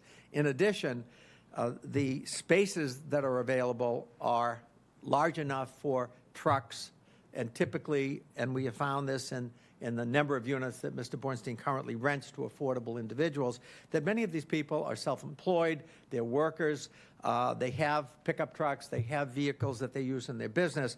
So one of the benefits of being over 310 is that they'll have ample parking and ample security within that parking lot. The interior space, like I said, if you've gone over to look at it, I think you had to be somewhat impressed with the way he laid it out. Has a laundry facility there, security throughout the building. The 310 units will have much more efficient heating units, these hydro heat units that have been installed. There's free Wi-Fi throughout. Like I said, they're available immediately and can be put into the system, and people can start occupying them once the regulatory agreement is put into place and we put the deed restriction on record. And, you know, lastly, I think from a convenience standpoint, it is right on the bus line.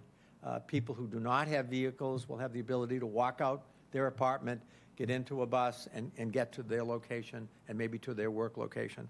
So this is a project that has been vetted carefully over the last 10 months. We've made major adjustments at the recommendation of Affordable Housing Committee and the Planning Board, and we bring it before you now in the form that was already approved by the Planning Board and as tweaked by Town Council. Thank you.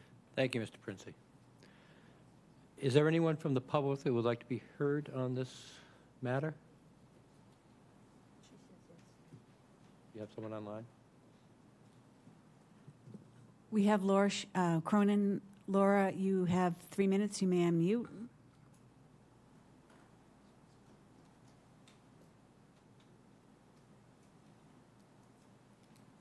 Good evening, councilors. My name is Laura Cronin. Thank you again for an opportunity to speak this evening. And I'm speaking on behalf of myself as a resident of Hyannis and town of Barnstable. I'm not speaking for any other board or committee that I might be on. I am asking to have the town council oppose this item 2025-195 of the town entering into a development agreement with the Shoesting Properties LLC, really any developer. It sets a bad precedent, and right now we're having problems with regulatory agreements and following up and being able to hold them accountable for the projects and being able to provide this agreement as an override on many of the things that are already in a regulatory agreement. We should have more stronger holding developers accountable for the projects that they're on. There's really not a lot of follow-up to making sure that things are as they had agreed to. We've seen many projects that are kind of abandoned at this point and not followed through on. I'm not talking about this one in particular, but I'm talking about this setting a precedent with a developer overriding our current regulatory agreement. This developer has properties that he's already has regulatory agreements with. I think moving and playing shell games with some of the units just sets a bad precedent, and I would like to respectfully request that the council votes no on this agreement. Thank you. Thank you. Any other comment?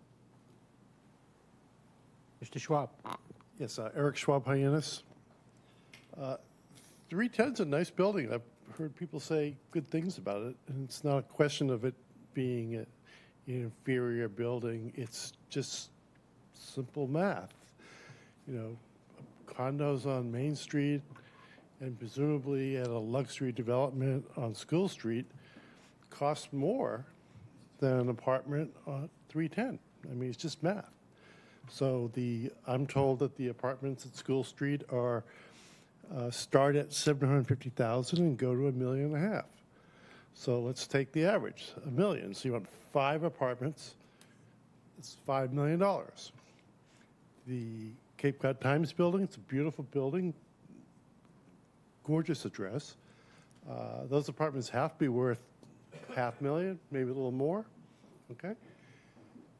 The apartments at 310, if you use the numbers from New England Development, right, they can deliver units at $350,000. If we give Stu the benefit of the doubt, say they cost him $400,000, okay? The math isn't equal, right? You got $6 million versus arguably $3 million. So if you agree to this, you're writing him a check for $3 million. He's a great guy. Everyone likes Stu. He's made a lot of contributions to the town. But I don't see anyone handing me a check for $3 million. When's the last time a client wrote you a check for $3 million? Doesn't happen, right? Okay. So how do we square this deal? Okay. There are 12 empty units at 310. You could ask for 2 extra units tonight, and Stu would probably agree to it, just to get this deal done. You can also ask him to contribute the land at 32 Pleasant Hill to a conservation area, and we'll name it after him. Okay? Why would Mr. Bornstein object to having his legacy be a conservation area in his name, adjacent to where him and his brother got their start? You know, they started right down there on Stewart Street. Why not work with us, work with the town, and donate that land? Right? I know that the word donate and Bornstein don't go together very often, but it is possible to be optimistic here and suggest that Mr. Bornstein, in order to get this deal done, might do the right thing for Hyannis. Thank you very much. Thank you. Any further comment? Seeing none, I will close the public hearing. Council discussion. Is there any council discussion? Councilor Bloom? Mr. President, maybe you could help me out on this regarding the tweaking of this thing that happened with the town council.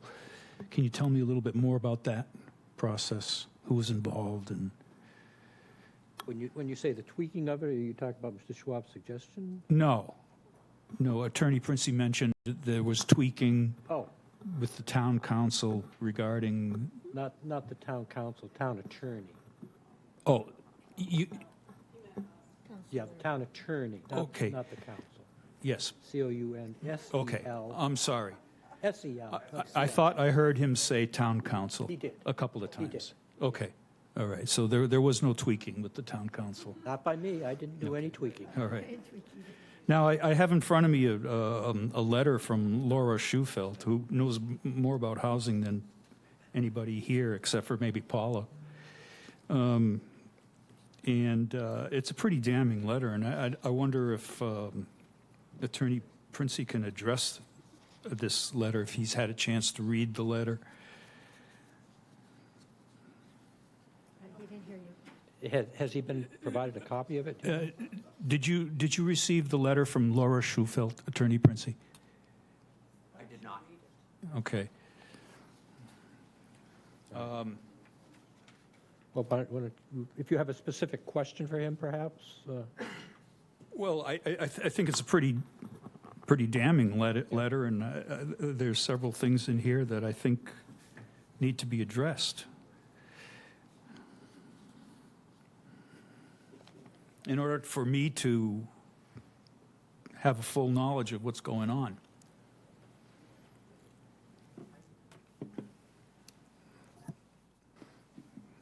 I really don't know where to go from here. I think that maybe I'd like the Attorney Princey to address this, but he hasn't had a chance to read it. But, well, for instance, the first thing starts out saying that there are shoestring properties in Main Street Times LLC. Mr. Bornstein has not demonstrated compliance with the development agreement for the Cape Cod Times property since it was ready for occupancy several years ago. The designated units are either vacant or rented to ineligible tenants at market rates. Regarding the dockside off-site units, for compliance with Chapter 9 are meant to be comparable to the units being developed. The units at 310 Barnstable Road are in no way comparable to the units being constructed on South and School Street. Mr. Bornstein will realize an enormous profit should this transfer be approved. I would point to the Trade Winds Development Agreement for reference to the only allowed off-site or payment in lieu of units the town has approved. Tradewind condominiums on Craigville Beach were required to have 2 inclusionary units. Attorney Bob Smith negotiated a payment of $1 million for the Affordable Housing Trust. The calculation of the fee was average anticipated condo price, $750,000 minus affordable condo price at $250,000 equals $5,000 times 2, $500,000 times 2, in other words, $1 million. And it goes on. I mean, there's a lot of stuff I think I'd like for you to address. I haven't seen the letter. I can tell you that with respect to Cape Cod Times, that the units were in fact put through some affordable program, and that at least one of the units was rented. Another one of the units, the person got evicted because there was a lot of criminal activity going on in the particular unit, and the police were actually encouraging that they take some action, plus rent wasn't being paid and damage was being done to the premises. So they are open and available for rental. They are not rented to ineligible people. The units at Cape Cod Times are there and available. One is rented. They had to be evicted for. I know, I just said that. One will deed, and the other one was police. One's rented and one's vacant. Right, but the rental one is not now vacant. Okay. Please. Okay, excuse me, Mr. Bornstein, could you, or Attorney Princey, could you repeat the answer so it can't be heard? Regarding the Cape Cod Times, we've had one that was put in by housing, or however it got in. Police were there 20 times. Housing got the tenant out for us. The police were there arresting people that weren't supposed to be there. Another one we had a client OD'd, and we had a lot of destruction in that unit to $10,000 or $15,000. We decided we're doing a trade to leave them vacant. We're losing that income. And we told housing, I mean, in that building, we have priests, teachers, managers, some pretty high-end. It's a very closed, tight building, and we were just not getting the quality of people we wanted. Not that we had any problems with them. It's just, they just literally took that building apart. And that's why it's vacant and has been vacant. In anticipation, we'll be able to put the people in the 310. And I might, if I could talk a little bit about 310, if that's allowed. Okay, sure. Yeah, 310 are large units, full laundries, plenty of parking.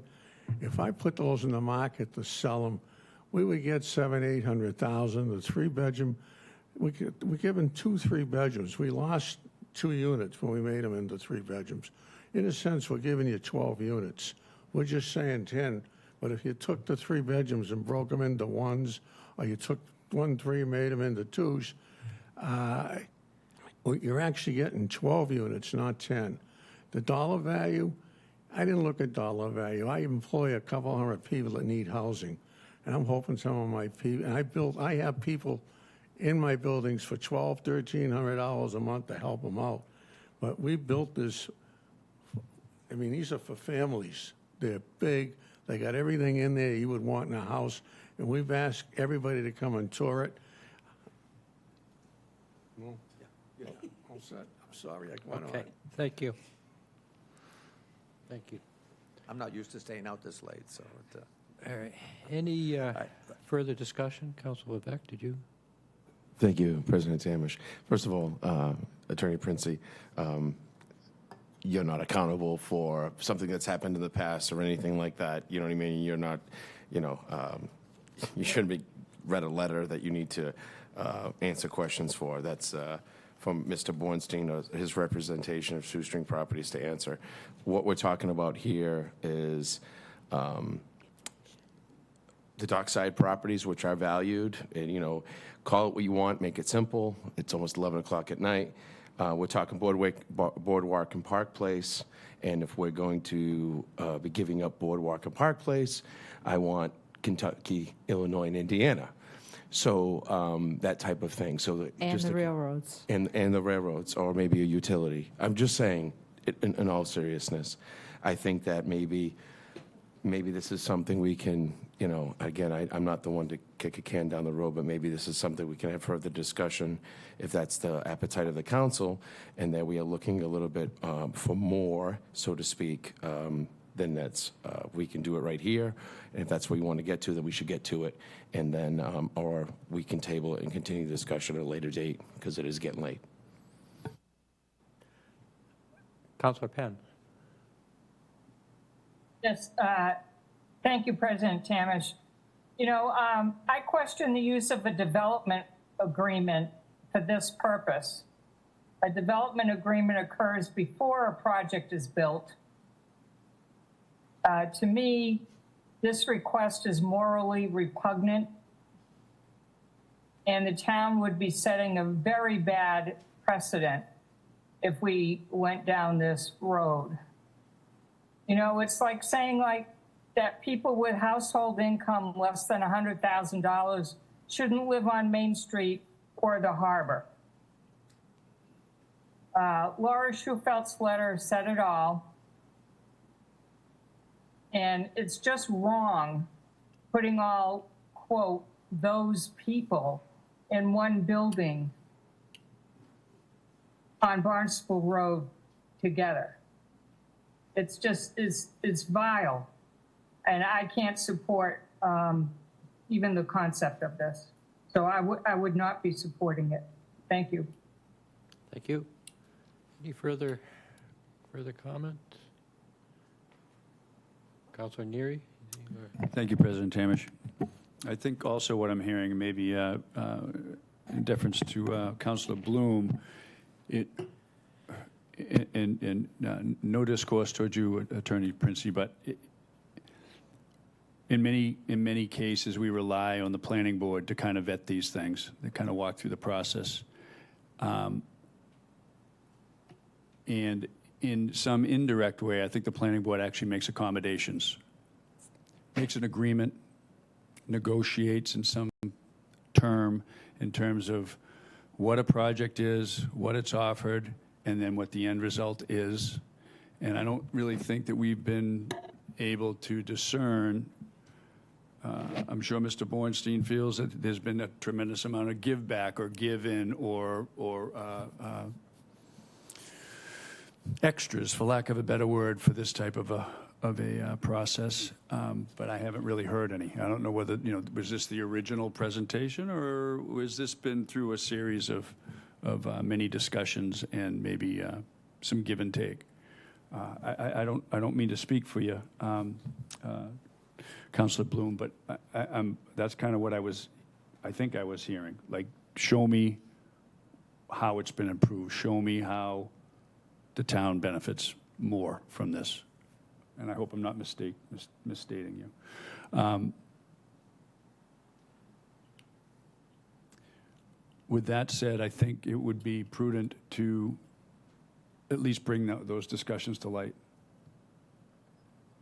Whether Councilor Penn, doesn't, her opinion is that we shouldn't even touch this, and then on the other hand, we've got maybe a conversation of, is there a meeting somewhere in the middle that is beneficial to the town and to the residents of the town, It's kind of what my thoughts are. Anyways, I'll leave it up to the council and their decision on where to go with this. Okay. Councilor Mendes? Yeah, I'd like to make a motion to continue this for further discussion, because I think that it's just a lot to try to take in one night, to be honest with you. I think we need to really mull this over, because Councilor Penn, she brings up a very valid point, and so has other councilors. So I really think that it's something that we should discuss further. Okay. Is there a second to his motion? I'll second it. It's got to go. Date certain. We will continue it to the 21st of August if the motion passes. So would you make a, excuse me? Is public comment still open? No, it's not. Oh. We should probably No, we're in the middle of a vote. So the motion has been made and seconded to continue this, if I may add to your motion, to August 21st. Okay. Motion made and seconded to continue this item to August 21st. All right. Any discussion on the motion as seconded? Madam Clerk? Oh, I'm sorry. Seth, did you? No, I was just going to say, so rather than continue it, I mean, it seems that people are opposed to it. Why don't we just vote on it now? That's my discussion point for this vote. I mean, what do you imagine will happen that will allow you to feel better about it? I mean, they could just come back with a new one rather than amend the existing one. Do you see what I'm saying? That's my discussion point. That's not relevant to the, so that was. Okay. Any further discussion on my right? Any further discussion on my left? Just a point of order. Yeah. Before any vote's taken, I've seen this letter for the first time, and if it is continued and a public hearing is closed, may I be given some courtesy in being able to respond to it in writing and getting it to the board if it is continued? Absolutely. As the proponent, when it's continued, we would continue council discussion. If there's further questions of you at that time, you'd be more than welcome to answer them. Okay. So we have a motion made and seconded to continue this to August 21st. Continue the public hearing, excuse me, the article. The public hearing is closed, so, Counselors, Tamish, yes. Turkelson, No. Bloom. Bloom. Yes. Burdick, No. Clark, Yes. Crow, Yes. Levesque, Yes. Ludke, No. Mendez, Yes. Neary, Yes. Penn, No. Schnepp, No. Starr. Yes.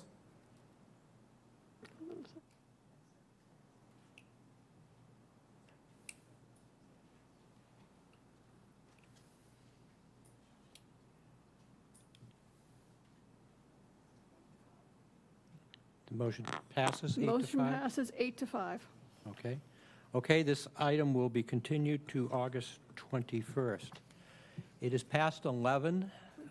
We still have several items to go. I move Could that I we have go a- past 11. Good, thank you. Do I have a second to go past 11 so we can move some of these items to a future date?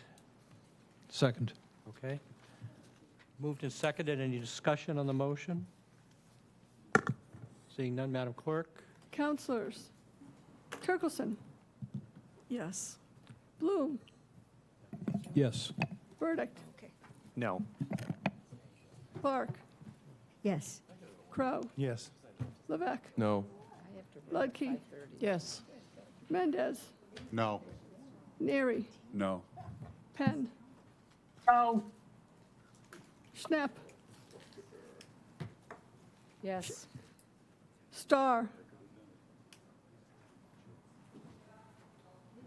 Is he gone? Okay. It appears Council Starr has left. Okay, Tamish. Yes. Yep.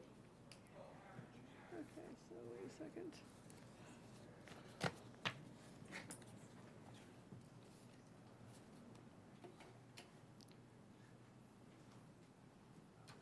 So we're going, I don't even know What do we have? So we've got, hang on a second, excuse me.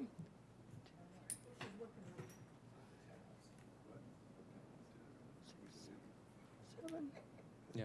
2, 3, 4, 5. We just have to move Okay, everything we to have, the next meeting. 7 to 5. It did pass? Okay. 2/3 vote, so hang on. Okay, yes. So you have 12. All right. So Councilor Burdick is so- leaving the Excuse me. podium. Yes. To pass it on a 2/3 vote, when you have 12 people, it's 8. You have 7. Okay. So it does not pass? does All not right, pass. now the quandary is, what do we do with the articles that are pending? Do they have to be carried over and re-advertised because we did not open the public hearings? Okay. All right, the council has spoken. We will re-advertise the rest of them and move them forward to August 21st. Okay. I move to adjourn. Second. All right. Counselors. Okay, any discussion? No. No discussion. Counselors, Bloom, Yes. Burdick, Yes. Clark. Yes. Crow, Yes. Levesque, Yes. Ludke, Yes. Mendez, Yes. Neary, I know. Penn. That's what I'm looking. Yes. Schnepp, Yes. Tamish, Yes, Turkelson. Yes. Thank you. 12 yes. adjourned.